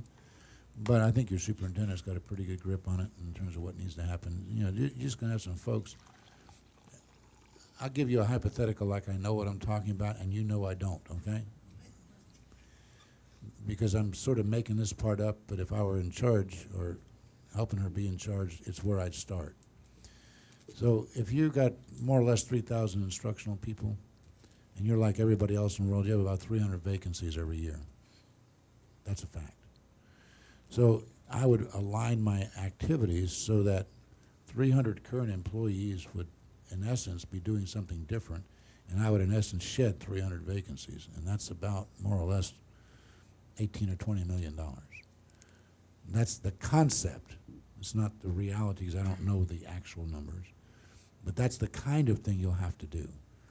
So that, for example, if it was determined, now I'm really making stuff up because I don't want a controversy among your employees, but if you have 100 people who are supporting teachers through this, that, or the other instructional activity, and you decide that those 100 people would be better off in front of students, then they would be moved to fill the first 100 vacancies, and the vacancies that were shed would have been their former jobs. They'd probably still make the kind of money we're making because they'd be in high performance requirement positions, but they'd be in front of kids, and the vacancies that occurred in front of kids would be filled by them, not by a new hire. That's the concept. So it sounds to me as if the conversation's starting to shift a little bit, and perhaps it might be appropriate for that now, as we've heard and seen some of these big initiatives. That teaser got out there, and I certainly heard from a lot of folks this weekend who are interested in what some of the specifics of that look like, Yeah, and look what's over going to be there. most important in terms of those priorities. As our, I know we don't necessarily have the exact specifics on our budget, but some philosophical shifts that will occur. And I imagine that. Well, the some of process the we buzz- discussed and where we Yeah. got to here was, you've got to immediately start to decide where you want to get to, Yeah. what vehicles you're going to get there, put a price on that. That hasn't been fully done yet. We only had, a few hours really. And your staff will take care of that. You don't need me to do that. And then where's the source of that revenue by changing what you're doing? If I had to just kind of guess, the buzzwords that were probably picked up upon by the press during this whole conversation were the longer school day and the longer school year and Saturday school, and so if you could perhaps give us some So, step number one is going to be, as we look at what a high-performing school district should look like, I need to know that everyone in this organization is committed and believe that that can happen. If we don't believe that we can be great and we can accomplish those things, then, I can't lead you, or either you got to go. I mean, that's just the reality. We have to believe that for the sake of our kids that we can do better, and we will do better. And I have absolutely no doubt that we have the right people here to do that. We've seen great things in our schools, and so I'm excited, but I also have to stop and pause to say, do we believe that? And can we get there? That's question number one. Then I want to go back to the conversation about schools of hope. Because we think about, one of the things that he has said over and over again, we can complain about what's happening in terms of choice, but it's a reality, it's here. Just be better than the choices. That's all we can do. So we look specifically at what is being proposed in 7069 in regards of Schools of Hope. So if you don't know exactly what is being proposed, is that these privately owned charters called Schools of Hope, because keep in mind, the Speaker of the House said publicly, so I'm not saying anything out of turn, that he called our schools failure factories. You remember him saying that? So he's going to offer these Schools of Hope within 5 miles of these low-performing schools the opportunity to come in. They're going to have the money to do it, and they're going to bring an innovative choice for kids that's going to meet the individual needs of kids. So we better do the same if we're going to compete. So the things that he identified was, what are the Schools of Hope going to do? They're going to offer the longer school day. They're going to offer a longer school year, more instructional time, not only academic time, but what is it that our parents are asking for now? More social development, art, music, PE, all of those types of things for that well-rounded child to have through these schools. So when we talk about what are these initiatives, it wasn't anything that I just said, okay, let's just do this. It was, this is what we're going to have to figure out how we're going to support and fund if we're going to compete. So what we've got to do next is figure out what is the cost to do that. And we start in our most struggling schools where we can have the greatest impact first. Start there. Start with a longer school day if that's what it takes. And who benefits from that? Not only the child, but our teachers benefit from that. They're having more instructional time. One of the things that I've heard in every high school that I've been in is that they really want to think of a different way to schedule. The 7-period day is a struggle. It's a struggle for kids, and it's a struggle instructionally. They would like to see more of a modified block schedule. Those type of innovative things that give kids more project-based learning time, teachers to have more collaborative time that we can build in with creative structures and schedules in place. I can't sit here today and tell you what is the 1 hour of the instructional day going to look like and how much it's going to cost. Because first of all, I've got to meet with all of our school leaders to say, yeah, we believe that we can do this, and we want to think outside the box, and we want to be innovative, and then we've got to figure out how much it's going to cost us, and then we've got to ask where we're going to get that money from. He's already said, you don't have the money to do it. We're not going to get the money to do it. So we're going to have to think, what is it that we're going to give up? I think about some of the programs that we have. We spend thousands of dollars, hundreds of thousands of dollars on computer-based programs. That's one of the first things I want to ask. How do we know they're working? What data shows us that they're working? Could we stop doing that as an option to save some money? Everyone wants to hold on to everything, but we can do anything we want, but we can't do everything we want. We're going to have to make some sacrifices. Otherwise, we will cease to exist. We will not be competitive, and all of us can just go home and find other places to be because our kids won't be with us. And that's a very scary thought, but it's also an exciting opportunity, and we have to look at it that way.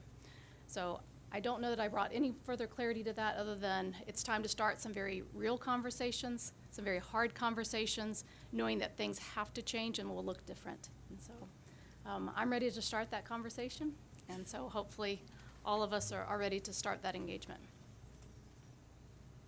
Certainly, I recognize we've got to do something different, and I'll put it out there as the guy who's not voted for a single budget that has come before this board during my time on it. I'm hopeful of doing something very different to get some different results. I'm looking for a budget that ideally I'll be able to get behind as well.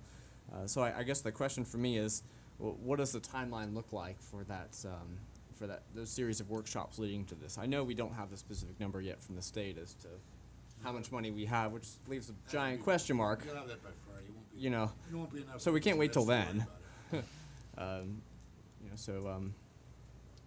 I guess what does that timeline look like for us?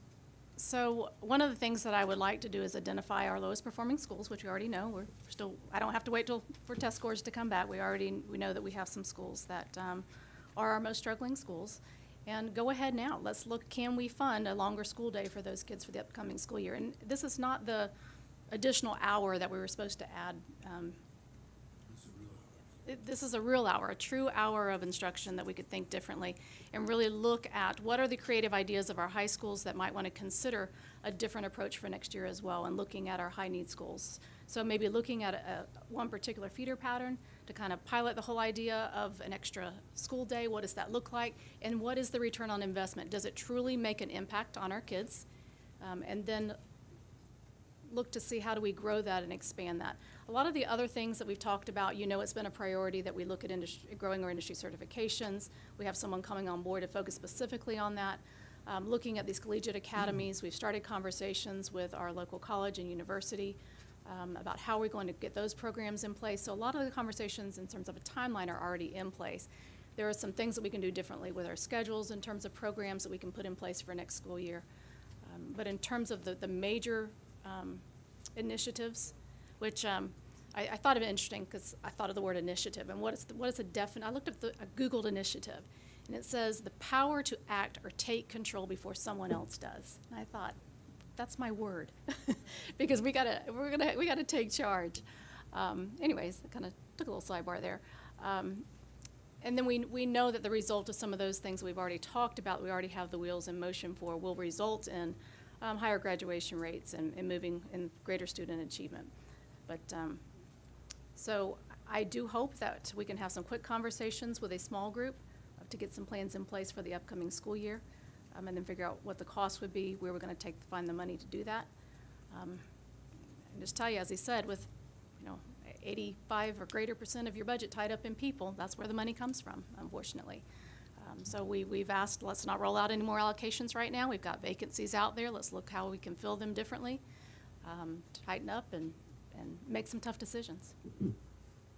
Superintendent, is your idea that we are only going to add this additional instructional time for our lowest performing schools? Or do we take that School of Hope model and expand it and really give real opportunities? I can see the expansion across our elementaries, no? Absolutely, for everyone. We show that it's a model of effectiveness, which the research says it is, then we need to offer that for all students, because it's not just about time for additional remediation, it's acceleration, it's opportunities. We've got 20 more minutes of PE coming. We've got to put that somewhere in a schedule, right? So we don't want to take it from instructional time. So the hour would be beneficial in a lot of ways. But and I'm all for the longer school year as well. We know that that's a research model as well, and that other countries are doing that are having greater success than we are. So let's take what's working. I think we got to stop the notion that programs, more people, more programs, more of those things are making a difference. If it was, we wouldn't be where we are. That is not the answer. I just think that we have an opportunity to be on the cutting edge, to be the top in the state, to really be innovative, and that's really what I would love to see us do. How much longer of the school day are we talking? 20 days. The models in terms of a longer school year would be an 11-month model. And can you show me the research? Yes, we could provide that. Look at the research that the state's done when they developed the Schools of Hope. It's the same research that they use, but we can certainly pull that. We're about the only country left in the world that has a calendar that was well situated to serve the students of the 19th century. That's just a fact. We actually, in the FEFP, fund a 4-hour day for primary children and a 5-hour day for everybody else, 180 days a year. And there's not very many developed countries that we get pejoratively compared to that does that little. Knowledge has increased, I don't know, geometrically every 20 minutes, it seems like. The expectations for students have grown similarly exponentially, and we still offer the same resources to get that done, and that's problematic. It's particularly problematic for those kids who go to environments at home that create the greatest regression recoupment process. That's a major problem. When a youngster goes to a place where there's not much going on that would be reading and writing and talking and hearing those 30 million words you're supposed to hear for 3 months, we spend the next 3 or 4 months of the school year getting them back to where they were when they left. And successful models like those that the legislature are adopting, that's one of the reasons why they encourage that extra time to bridge that time gap, because the recoupment retention problems that those kids have are what helps to perpetuate that achievement gap that does like this. Because everybody else goes home to a different environment, and they continue to grow while these kids regress. And so not only are they not catching up, the other people are running faster the whole time.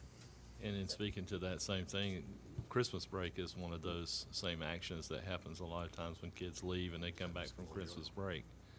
And some of the teachers have the responsibility of trying to bring them back up to where they were before they left. So there's other countries, I know years back, 4 or 5 years ago, they were talking about other countries that were 200 and 220 day calendar years compared to our 180 day. So. Yeah, so we were talking an increase in the number of days, not spreading it out throughout the school year. yes. Correct, yes. Yeah, most of the models We had offer tried the that years 200 ago. day. Oh, yeah, that's, Yeah. that's a non-story. Yeah, it failed miserably years ago when they tried to do the year-round school. That's But, not the same but thing. it always has amazed me, coming from the private sector, that as the largest industry in the county shuts down for 3 months. That is always amazing. That's always, Me too. yeah. Okay. Well, I know I've been sitting here quietly because I'm going back and forth between like the excitement initiative phase, and then I look out here and I see some trepidation in some faces because of the conversations that we've had with all of the things that our schools have to deal with. So when we talk about cutting possibly personnel and people that are there to help, and when we talk about extreme ESE issues that we're seeing in our buildings, and we're talking about the poverty situation versus kids that aren't. And so I think I'm most encouraged by the fact that you're going to have conversation with all of these people on how it can work in your buildings, and that it can be differentiated and it can meet the needs in different areas. So lots of conversation to be had. But I think it's more of taking it all in and coming out with some good ideas. Tons of ideas. What is your timeline, Superintendent? Yeah, In terms of having these conversations, Or bringing something to us? right. so I would imagine if I start those conversations now, which is the intent, by the end of July, I actually marked on my calendar the workshop for July, I want to say it's the 17th or the 19th, whatever that Monday is, as an opportunity to bring that back with a well-thought-out plan for 17-18, and then what those initiatives would look like moving forward. That would give us some time to have some in-depth conversations and put together a schedule, but we've also got to figure out where we're going to get the money if we're going to do that too. That's the other side of that.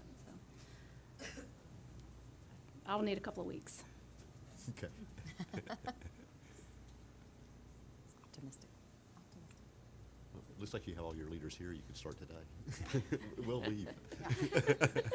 They probably have it all figured out. That's a good idea. Yeah. We'll come back in an hour. You know, one of those key bullets, which I think you and I found surprising, is we'd attend some of these graduations with like 500 students. You'd have 2 or 3 of them come receive their AA. That's a missed opportunity there, and certainly one of those key pieces that if we could increase that number significantly, then we're looking at a key marketing opportunity for what students are genuinely getting in Lake County schools versus elsewhere. But then again, we don't really see the charter school so much at the high school level. Too expensive. Absolutely. So these are kids that so I don't know that the AA is the selling point for why we get them back from the charter school, but the elementary middle is the point. And one of the things that I've kind of found as I've analyzed the grading formula is that there's a significant advantage that K-8 schools enjoy over the K-5 model, particularly when you factor in the civics or all those students taking Algebra 1 at middle school level, where they're going to pass it because they're advanced versus the high school. And so when you get all these charter schools that are K-8 being able to inflate their grade because of that our schools aren't necessarily enjoying, well, that's some outsider information that I don't know that the general public thinks about when they look at that. So that's another thing we have to combat is the K-8 advantage in the grading formula. Or make some changes. It's also an option. But we had some conversation about how an AA degree, those that don't complete the degree, that some of those courses don't transfer because the university systems look at those courses that are offered at different community colleges. and they don't accept them, so then they have to retake them. So and then I'll tell you, we had an amazing conversation the other night with some wraparound services and how we can build academies and make connections with these universities. So I think that there's ways to do it. I just think that the conversation's gonna go, I mean, it's got to be had. Like I said, this is a great forum. That was a good idea. They're all here. Yeah. So, anyway.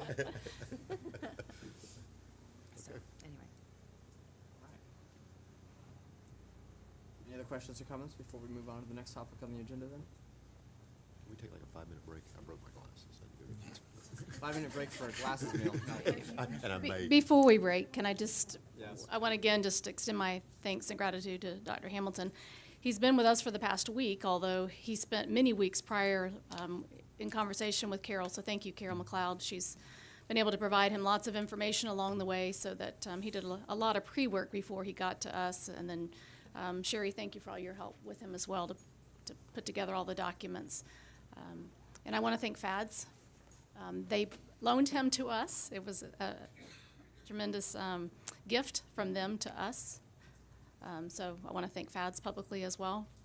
And we just appreciate your time and your thoughts, your wisdom. And you've given us a big challenge. You already had it. I just gonna quantify it a little bit. Thank you. I think you were very helpful. Thanks so much. We appreciate the wealth of knowledge you have. And with that, we'll take just a couple of minutes break and resume. No more than 5 minutes. How's he gonna fix them? What's he gonna do? Go take them off?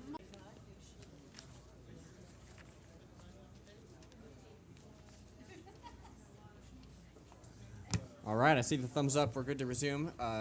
Thank you all very much for your patience through that quick recess. We are coming back to do one more topic on our agenda today, and that involves the Lake Charter Academy charter contract. Mr. Johnson, looks like you're poised and ready to give us some information. Board members, we've had the chance to look at this contract over the weekend. It was on board docs, and we got a revision. I hear it. Is it on?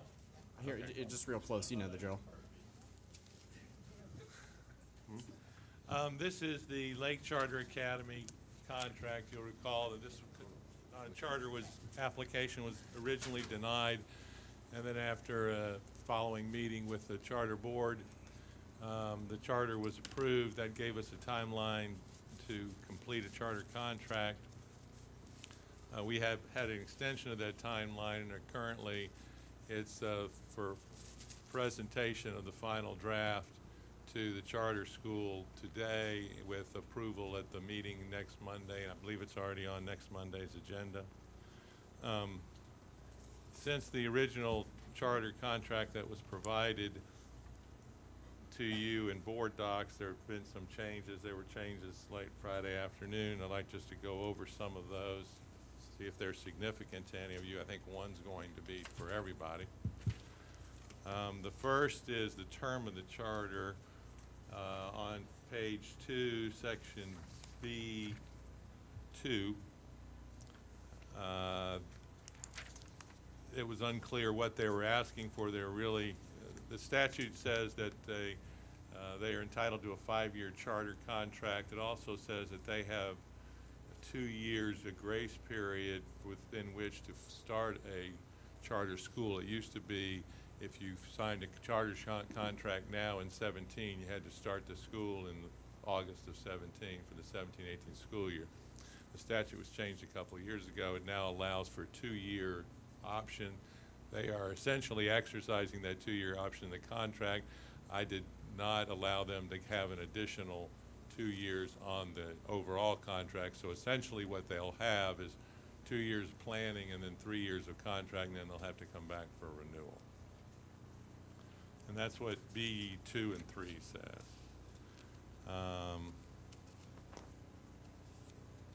One of the issues was well, let me look first at I'm having to go back and forth. It was on page 3. It's now still on page 3 at the bottom. The English language learners plan, the statute says they have to adopt either the district's or an alternate district approved plan which they have indicated they will, except that they have for their parent input, and then the Parent Leadership Council, they're going to have their own organization set up to do that.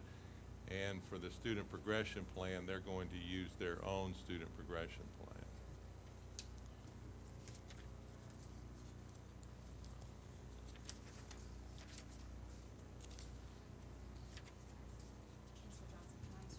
Sure. Is on it or not? Is the CSUSA student progression plan online for us to access? Ma'am? Is that CSUSA pupil progression plan online with Charter Schools USA that you are aware of? No. I do not know if it is online or not.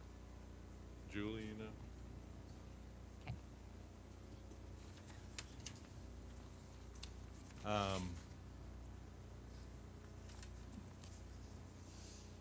I'm sorry, I'm just trying to go through and make sure we have these.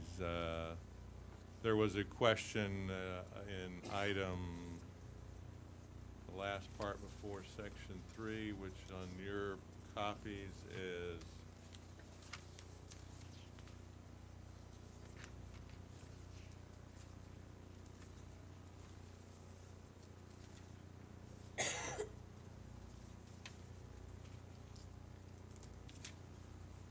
page 11.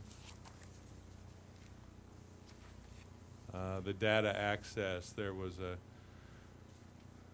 a statement in the policy that you had, the charter that you had earlier had, that they were not going to create specialized reports for the sponsors to review. The concern by them was that we would be asking for an inordinate number of documents and reports to be generated. Our concern was that we might be asked for information from the state, which would require us to get a specialized report from the charter school. As it ended up, they agreeing to go along and leaving the language in, with the caveat that we would allow to be asked a reasonable number of times for those kind of reports. What's reasonable? Yes, that's exactly why we use that word.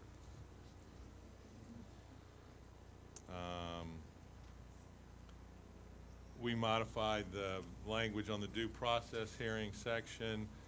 They had us paying for items other than is in the state charter contract. And by the way, the one that the changes that are shown in the document that you had looked at were the changes from the contract that we use with Imagine, which have some differences from what the state contract allows. There is the Department of Education has promulgated a form contract that you're supposed to use, except where there's some issue that you need to resolve. Most every school district modifies that to some degree, and we have here. This particular provision, they wanted to expand what the district would have to pay for ESE due process hearings. Essentially, the district is responsible for the cost of any due process fees that are generated to defend the claims if the district made a mistake which caused the hearing to be heard. That's standard across the state. And so they wanted to add a little bit to that, but we didn't think we needed to do that. Just to let you know, in section K, which is on page 16, I believe. No. 17. 17. I highlighted in the one they just turned out to you, they had additional services that we had to provide at our expense to them that we deleted. And the one we left in, just so you know, initial evaluation for ESE placement. I haven't had a chance to talk to Judy Miller about that. If the only issue is that our responsibility to pay for that initial evaluation or not. If it is, we'll mark the language of the contract appropriately.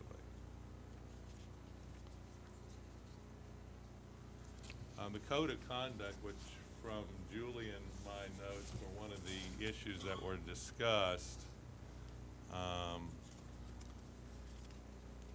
they have chosen, at least at this point in time, not to adopt the school district's entire code of conduct because they had some issues about some things like uniforms, having to come to the school board to get a waiver for what they wanted to want uniforms. That was the example that was used. So what the agreement says, and that's on page 18, that the school shall adopt a student code of conduct as described in the approved application. Well, what the approved application says is that they'll adopt the school board's code of conduct. So I'm not sure what they were unwilling, though, to put that in because they said there may be exceptions. So they will adopt one. I was told that they almost uniformly utilize the district's code of conduct. They're not required to, but they put that in the application. I think one of the sticking points on the original application was about the code of conduct, in that the example they provided allowed them to kick out a student for minor disciplinary issues and send it back to us. And so I wonder if this is a way of circumventing that and restoring that. It might be. And in which case I'd have an issue with that. But there's another sentence in that same paragraph that states that students recommended for expulsion or placement in an alternative to school be referred to the sponsor. Well, they have to be. Right, but this- They don't have the authority to expel or place a student in alternative education. What the concern is that your concern, as I understand it, is that they would have other disciplinary matters and they would dismiss them from their school, which is quite common for charter schools across It's the their state method of today. cherry picking students. Exactly. Yeah. Is ESE included in that too? Because I know back on 16 at the top, it says those students whose needs cannot be adequately addressed at the school as determined by the IEP team, which assumingly is their employees, will be referred to an appropriate placement within the district. And my understanding of that generally is that they're not, they're not going to have an autism unit. Right. So if someone is found and evaluated and determined to have autism, we can't make them keep that student and to create an autism center for that particular student. Is that in the code Is of that conduct also? utilize? Is that in the code of conduct also? I mean, our 504s and IEPs and. That's the part you just read about the. Right. I Yeah. just didn't know if that was also encumbered in there. I don't know. I don't think it's in our code of conduct. I'm not, it's part of the IEP service. The district is the service provider for those. And generally, the charter schools agree that they'll maintain anybody that they have the services to provide. But the law does not require them to go out and expand their services to provide additional for ESE students who aren't able to attend regular classes.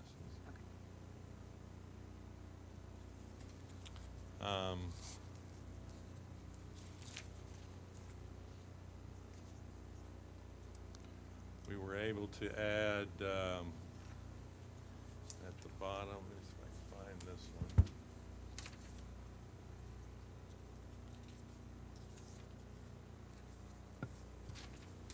Page 19, about reporting student enrollment.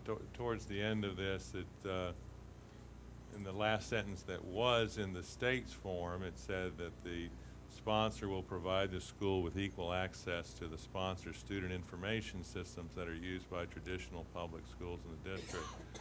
We have had discussions with charter schools before about wanting to utilize all of the software availability that the district has and access to that software generally at no cost as part of this sort of sharing arrangement. Well, at Mr. Wheeler's request, we did have them add in the language that that provision of that equal access, at least in this circumstances, will be only for state reporting services. And we told them that we may provide additional access for a fee, and there is an IT fee schedule for providing those additional services. They also, in 4 on the next page, they had that the basis of the Florida law would be the FEFP, including the ESE guaranteed allocation. We deleted that because Carol told us that was redundant. On page 20 in the middle of the page, millage levy, number 2, just so you'll know that that is in here and how it's worded, that the sponsor may at its discretion or if required by law, provide additional funding via any applicable capital outlay or operating millage. That's a reference to the part of that new session law that has not been signed yet, that has a provision for sharing capital outlay dollars with charter schools, which regardless of whether we put in here, if that became law, we'd have to modify the charter to allow for that anyway.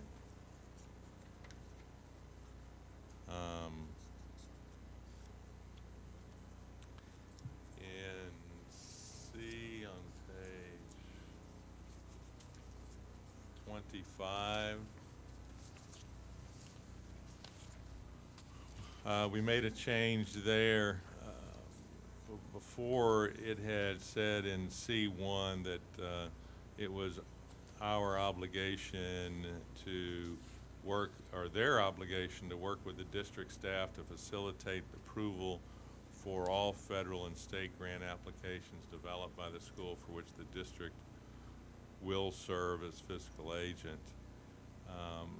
It's sort of, the language suggested that the district was required to approve grants for all charter schools. We've had an issue before that in the past of them submitting not this charter school obviously, but other charter schools submitting grant applications to the superintendent supposedly as a ministerial action, but the grant goes on where the superintendent would sign, essentially says that the district is agreeing that everything will be, all the monies will be handled in accordance with federal guidelines and all this other information, which we don't oftentimes have any idea what the grants are for or what the requirements are.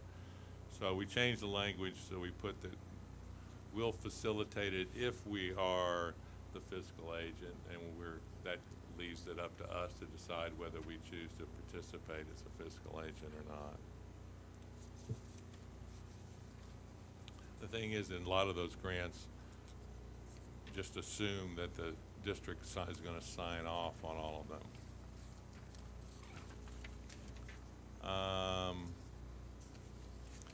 One that I believe might be an issue, if you look at page 30,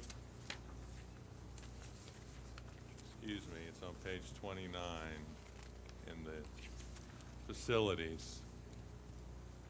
We do not have a location.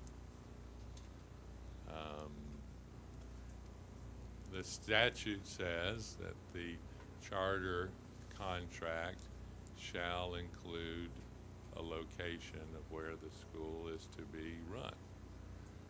The statute also does not say that you have any authority to object to one location over another.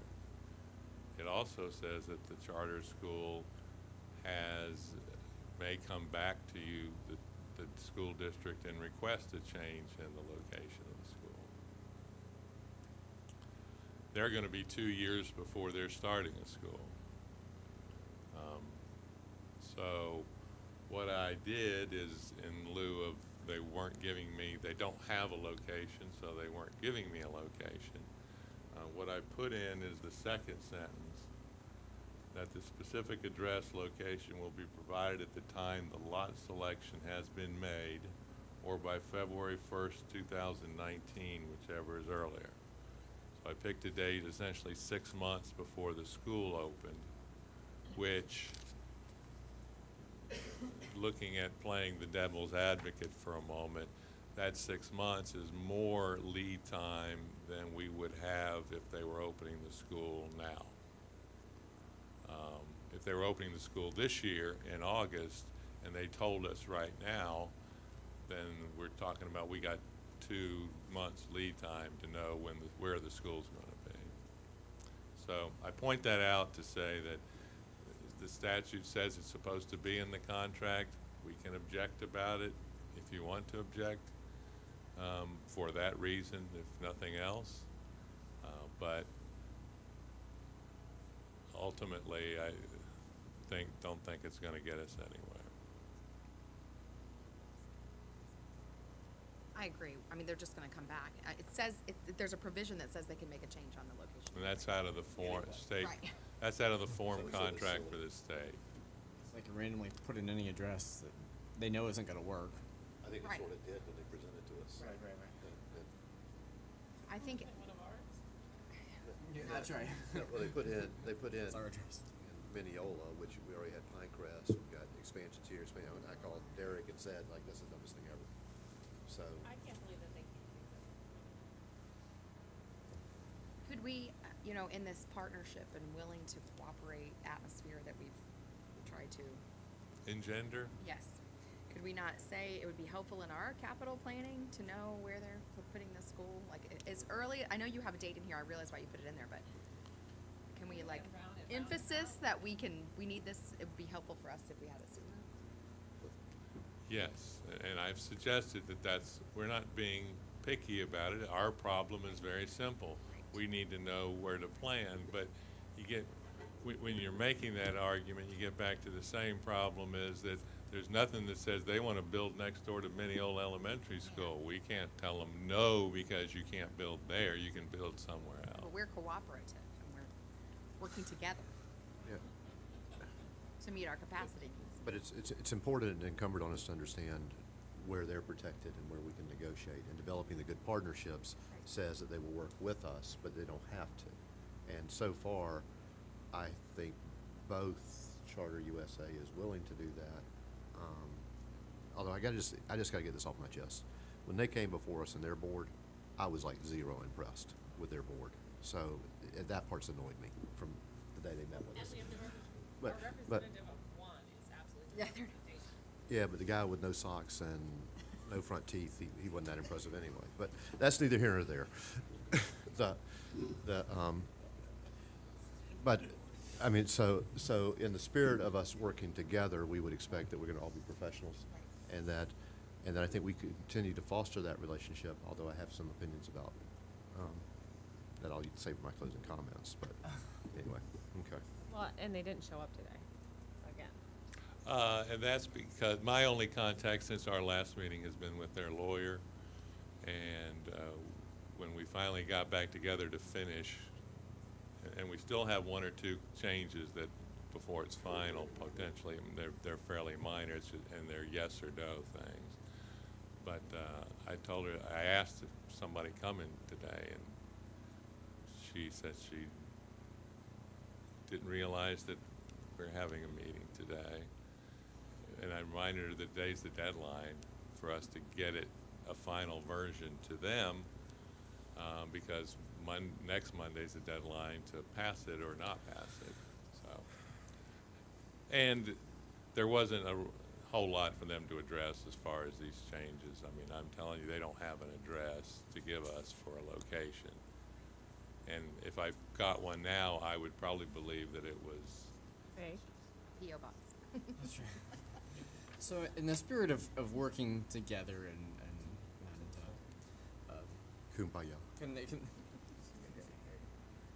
can we set some sort of request that they, or at least are openly sharing with our growth planning how the radius is narrowing to a more precise location? Yeah, I get from the business side why they didn't want to put out ahead of time where they were looking to drive the price of land up, but at some point clearly it's got to be made public where they're looking. No, being fair, they gave us a location last time. Yes, they gave us the location of Claremont or South. That's right. Well, That's not a actually, location. it was Mineola, but there was a physical piece of property that they went out and looked at, because when you have those day laborers, you have to pay them for so many hours, so their board was able to drive around. Because I'm not convinced that was a real board. Just saying, one more time. But the reality is that because they have such flexibility, I think fostering the relationship of them working with us and putting them in a specific area, that working with them towards a specific area of our needs, because it may not even be south, as we're seeing things mature east, and that's right, on the east side.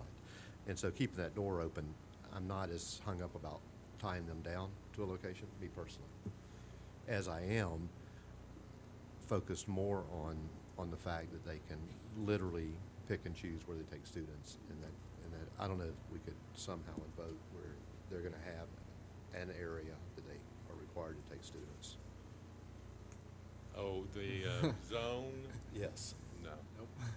But that means more, and that's something that could be negotiated, right? We can continue to talk about Because I was that, told by yes. another group, they'd be more than willing to look at that, and then we really truly can plan then. Okay, I'm But confused then by you really would have to know where it this is. No, that's my point. cooperation thing. How have they cooperated? Like what? I wasn't on the board, maybe when they came to you. So, but what are the strides they have made? They have not provided us with location. Well- They have not changed on transportation. Well, they said they would use our code of conduct. No. That was a stride. And they're not. They said they'd give us a board member that lives in Lake County. We But it's- don't know that for sure. Is that part of the contract Oh, somewhere? I don't remember. I don't remember seeing that in there. I But know so this where is a it good is. question you've asked. That should go in here. Actually, to be very honest, Dr. Burns, that's a great question, because when I speak about cooperation, it's not about this group in particular, because actually I was less than impressed by their presentation when they came before us. It is about, in general, cooperation between charters that are going to come, and as you heard from Dr. Hamilton, that we've got to coexist somehow. I am That- completely for what you're talking about. Yeah, that's. I am having not- trouble with not me. this. Actually, these folks Charter. right here, they could pound sand as far as I'm concerned. 'cause I And was- can I, adding to that, as far as what cooperation are they concerned, I think we have felt as a board that they're going to be approved to come before us. So we can draw this out and continue to go back. That was the spirit of bringing them back, to try to negotiate when they didn't come before us, because. Right, because they filed appeal that's most likely gonna be approved. If we say they can't do this, they're gonna come back and file an appeal that says we can't. So we were trying to go along with the inevitable and make it as, pleasant or transitional or favorable for our students as possible. How does this make it more okay, how does not filing appeals make it more favorable for our students who are then gonna be going to a mediocre, if not lousy, school, from what I'm looking at? I just don't see how that's good for kids. They're going to be approved anyway, so we're They're going to trying- win the appeal They anyway. might be approved in a year or two versus, Well, wait a minute, are you saying that you're not in favor of Charter USA? I'm not in favor of this Charter USA. so it's They just brought the- nothing to the Look at the board that I portfolio see compared as against other governing boards from Charter Schools USA. You know, Yeah, I I'm have not to gonna be know as- somebody on a reasonably good Charter USA school, but this, the board that came before us with apparently no socks, Right. I didn't notice. But like, I've seen nothing in their application that is innovative. No, it's not. well, that was your critique Yes, it during it. was. Where is the Yes, it was. innovation? Oh, well, we don't have It's to the anymore same. because And that actually is in statute. I mean, now, Well, yeah. it's arguable, but I saw nothing. people aren't getting turned down because of the lack of it. That's exactly right. And that's our problem, is that we'd send you to Tallahassee. We had a great whole list of complaints against it, but we weren't going to win on any of them, even though they were all valid concerns. Required in statute. That's right. Right? Because well, Just wasting money. the other county was overturned like the week before we were set to go before Tallahassee, and they had the same concerns that we did. So, I guess if you look at the precedent, The Appeals Commission and the ruling of the board, how do I put this?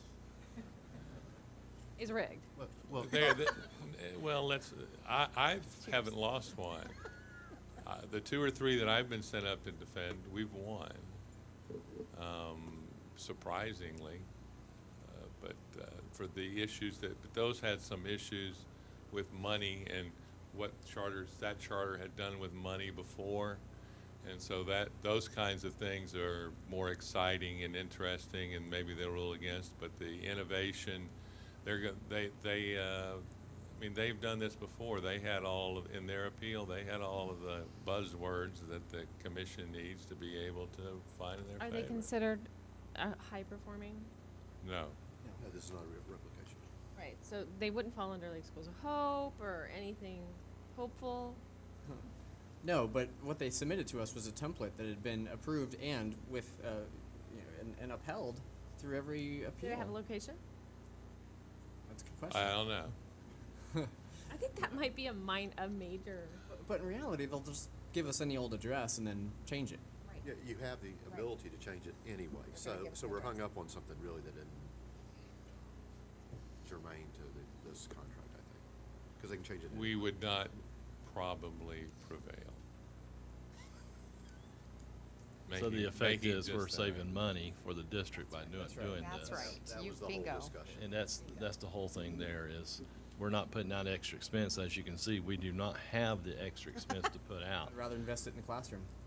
in the extra days or the extra hour, whatever it may be. And if they fail, we can cut it out. Come back anyway. So, 5 years. I know. but they're Three. only 3 Good years job. of performance, which is nice. So you're not left with 5 years of them. But in elementary school, do you lose 3 years? This is so offensive to me. Well, yeah, It the is- whole process is ridiculous. Anyway. Yeah, and then if we're it- gonna get kids who are 3 years Okay, behind. so you got a deck, and you gotta play those cards. Can I ask a clarifying question real quick? Let me go back. I asked if the ESE was in the code of conduct because isn't there language about the code of conduct that relates to our ESE students? Is that, that's where I was. There's language, Yes. they're treated differently. Right. Yeah. So that's where I was like, okay, my question didn't come out. No, the I thought we were talking about having ESE students attend the school. Right. And That's the 'cause that's why I basis of presented it, what, right. that's the basis of what they have the capacity to be able to do at the school without adding different But units. if they have a mainstream ESE student that is a conduct issue, they can, They can dismiss because they them don't have our from code the of conduct. school. Right. And then whatever county that student was from would either deal with that, or they would have a choice to go to a different county. Right. Okay, that was what.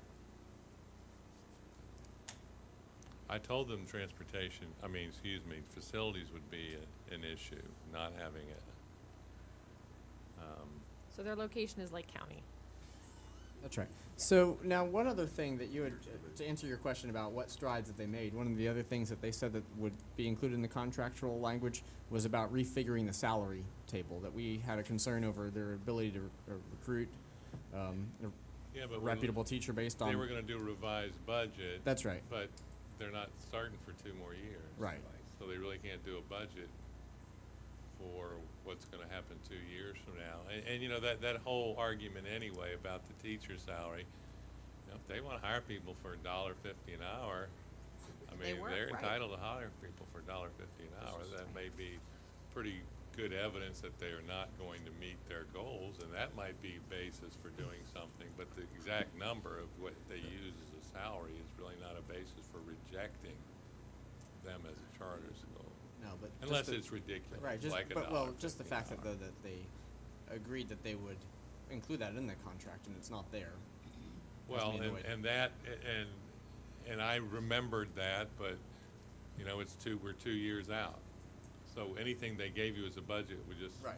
would be just a piece of paper anyway, because they weren't gonna use it for 2 years. I don't know that it was gonna be specific, here's the amount that we're gonna pay our teachers, just that they would refigure based on our new starting salary at that time, to be, Which they may well have done, but they never have presented a revised budget to us, being fair. I mean, Right. because they said that They won't Derek, file a revised budget until right before they open Derek up. said that the salaries that we were concerned about were based on what they were at that time, and then we had approved that raise. And so he said in the meeting that they adjust to be competitive, is I think the term he used, or something like that. But it sounds, this is more or less a placeholder. Absolutely. That's what this is. They're not And- gonna spend any money doing any more financial work, I don't Right. think, than they need to until they determine whether or not it's profitable for them to open a school in Lake And, County. and so I am gonna go ahead and just say it now, That's that, horrible. that what's inspiring to me, if they put this placeholder in, that they are going to go to an area where they can make money. That's the bottom line. And if, based on what I heard today, that we make it where it's not so attractive to come to Lake County, they probably wouldn't come anyway, if we're doing the job. So. I was gonna say so- that, just so you know, that's exactly what I was thinking. Let's let them offer a low teacher salary. Let's do what we've just suggested we're gonna do in 2 years, and then this won't be even. And they won't even open. That's right. That's my point. And I would just say, in running for this office, that was a comment that was made at one of the luncheons about competitiveness. And if we would get into that state of mind where we can compete against these charter schools, then we would not have this problem. I'm digging this whole presentation today. Me too. Okay. Transportation. On You go back to page, this old lawyer stuff. Can you speed up? I would be happy to. What page was that again? Page 30. Oh, I'm way past it. B, they had asked a lot of, they had included a lot of things in the making arrangements to prevent barriers to equal access that included homeless folks, McKinney-Vento, Homeless Assistance Acts, a bunch of that. And what transportation requested is what, I think what's in here is that the school sponsor shall cooperate, and I'm looking at 6B, in making arrangements and ensure that transportation is not a barrier to equal access for all students residing within a 2 to 4 mile walkout radius of the school. That doesn't mean that we're going to provide transportation for those students. That's in C, that we may agree to provide them. That'll be in a separate contract, just like we have with all the other charters right now. We don't have to provide those. This is just an illusion, this transportation thing, because in their application they proposed one bus, which was because of they'd have to in certain cases of hazardous walking conditions, or for ESC if that was part of the IEP. They're gonna do what other Right. charter schools do for transportation, that is, mom and dad gets them to school. That's right. So for this about providing an equal access for students residing with a 2 to 4 mile walkabout radius, it really sounds like they're providing transportation, but that little word "and," those the "and" for the students subject to hazardous walking conditions. I mean, just call it what it is. They're not really providing except for hazardous walking conditions. Right. Yeah, I mean, that's why when I asked them if they were gonna provide more than one bus, they said, we will provide one bus unless we need more, That's which right. is a no. Right. I think they're gonna notify their parents that it's your obligation to get your child That's to right. school, and that's what the other charter schools all do. Cherry picking. And they do that with ESE students as well. Well, Those they often ESC, see, kick they out. wanted that included in here, that we had some obligation to deal with that, but that's not always the case, so I left that up to transportation, and that's what they told me we can live with what's in here. But we're which is really none not of gonna that. know the conditions of the area surrounding until they actually That's right. get a place. So,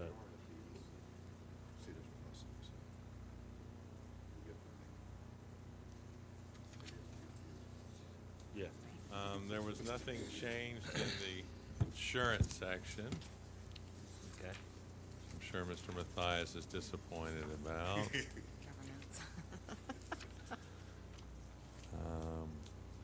Their employees will be their employees.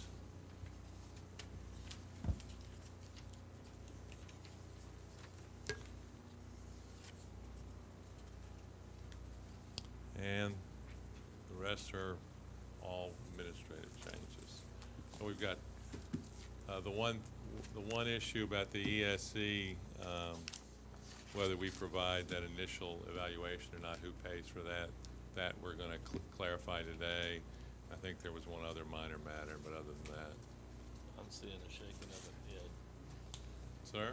I'm seeing a shaking of a head that we will not provide that. Oh, Also. okay. Is Judy here? Yep. Okay. Good, because that's a substantial cost. So that needs to be stricken. And they agree that what others are standard practice, that's what they'd go along with. So, any questions? If not, then, next step is the final will be on the, agenda for approval at the board meeting on Monday. Will you be speaking with them obviously before then? Yes, ma'am. And will you? I will tell them that I was right, that everyone was going to be unhappy about the facility. And the code of conduct. Right. Well, let me see if there was one other. Hold on. I'm sorry, the issues that came up at the the student calendar, which they agreed to use, the code of conduct, the soft attendance zone. So I'll talk to them about that too, but that's gonna be, like you say, until they have a location, they're really not gonna know whether they're gonna be willing to agree to do that. And, budget for the buses and the teacher's salary. In section 9, in page 35, section 9, on the second paragraph. 35, It says, the governing board must appoint a representative to facilitate parental involvement, provide Oh, yeah. access to information, assist parents and others with questions and concern, and resolve disputes. The representative must reside within Lake County and may be a governing board member, charter school employee, or individual contracted to represent the governing board. But I thought the understanding was that representative would be on the governing board, not may. No, we used to be, that we always required the majority, I think, of the governing board to be residents of Lake County and the charter schools to provide proof of that. The legislature changed that some time ago and said that you can't make them have somebody from the county be on the board. So we can't even And make them then have in- one person? In response to that, they came back with this in their model contract, which says, well, okay, you can require them to have a parent representative. That person can live in Lake County, but as I think you know in here, they can pay somebody to do that. I mean, it can be an employee of the management company who just happens to live in Lake County, and that person satisfies the representatives. So there'll no, be we no can't make them. local, there really is no local representation. But it wasn't a. I thought that was part of Well, one of they our. agreed, even though it agreements. wasn't a state requirement, that they would put one Lake County person on their governing board. I bet you they were talking about this person. No. Which is that No, like? that's not on, this No, doesn't but say that on the person governing may. board. Oh, it's not, But it's it's not on not. the governing board. It's not a guarantee that they're on the governing board. And that was their concession back to us, is that there'd be somebody on Lake Do County you on remember their when they governing. did, was that at the last workshop? Okay, I'll go back and take a look at that. And I believe it was done before that. It was just discussed at the last workshop. I think it was workshop before. Because I don't think I was I at that think it workshop. was the two back, Two back. okay. About putting somebody on the board. What did they agree to one Yeah, they agreed Lake to one. County resident? Okay, They may have reiterated that in the last one, too. So look at the Sir? last two. You don't have anything to do. Watch the last two meetings. and you know, reliving them is very exciting. There goes our extended day. That's right. There goes. Okay, Okay, great job. that it? All right. Thank you. Thank you very much. Thank you. All right, we'll move into the board member comments. We can slide down the line here. It's lunchtime. All right. I would like to suggest that we need Mr. Mock to give him some guidance for an audit, and I wanted to suggest, I don't think I can make a motion at this point, but maybe for the next meeting or something, that we need to audit the energy savings plan. We pay $750,000 per year for that energy savings plan, and right now, if we were to audit it, supposedly we would get back money if they're not giving us a certain amount of savings. I don't know if the metrics are in place to actually get that money back, but we need to find out if going forward we need to spend that money because, for example, remediation of mold, like when we reduce the air conditioners over the summer, we have mold problems, and that mold remediation needs to be factored into the cost that this savings plan is saving us. So I'd like that. All right. I see some other head nods. All right, we're good. Yeah. I've heard complaints about that. We show one thing, we're saving all this money, but we're not being shown also all the remediation that's having to be done. I don't know that we have to vote on it, right? He can just bring it forward in a plan, and we then approve it. That's right. Mhm. And I think for him to have spoken to you, he probably spoke to you, I've already spoken to him. So maybe I'll just Something he wants to do. tell him to bring a plan. It's on his list. I just would like it to be maybe Yeah. high on his list. Yeah. Should Yeah. be. 100%. All right, very good. Okay, mine are gonna be quick, because I sort of interjected mine throughout. But it is refreshing to me to see us taking a posture that we are going to be competitors, that I think that when I came on the board, that, and I happen to be someone who believes in school choice, and when you have school choice and you're the best, then obviously you're the one that's gonna be picked. And so this was a very refreshing conversation, and presentation to me. I look forward to supporting the superintendent, and so we'll see what happens. That's it. And the only thing I have in addition to that is, I don't know what point we're gonna revisit our school choice policy. I know that we've had, some snafus that along the way, so it might be appropriate as we begin the school year to talk about planning, especially since we have a January open date, so that's all. And I'm certainly happy to be back with y'all today. I'm glad I didn't miss this one. Boy, this was a lively meeting. Stephanie did a fantastic job running it in my absence, despite Bill's belligerence and trying to make motions that, on unactionable items. I don't understand it. So you talk about painful to watch the You told me to set it up. Whatever, his house is gonna get, I'm gonna toilet paper his house. It's gonna be public record. It's coming. That's right. That's right. You're on TV. I know. That's right. That's right. So looking forward to next Monday's meeting, and I'll I think have the rest of my comments there. So thank you very much. Superintendent, anything for closing? No, I've included mine earlier. Very good. Mr. Johnson, anything final?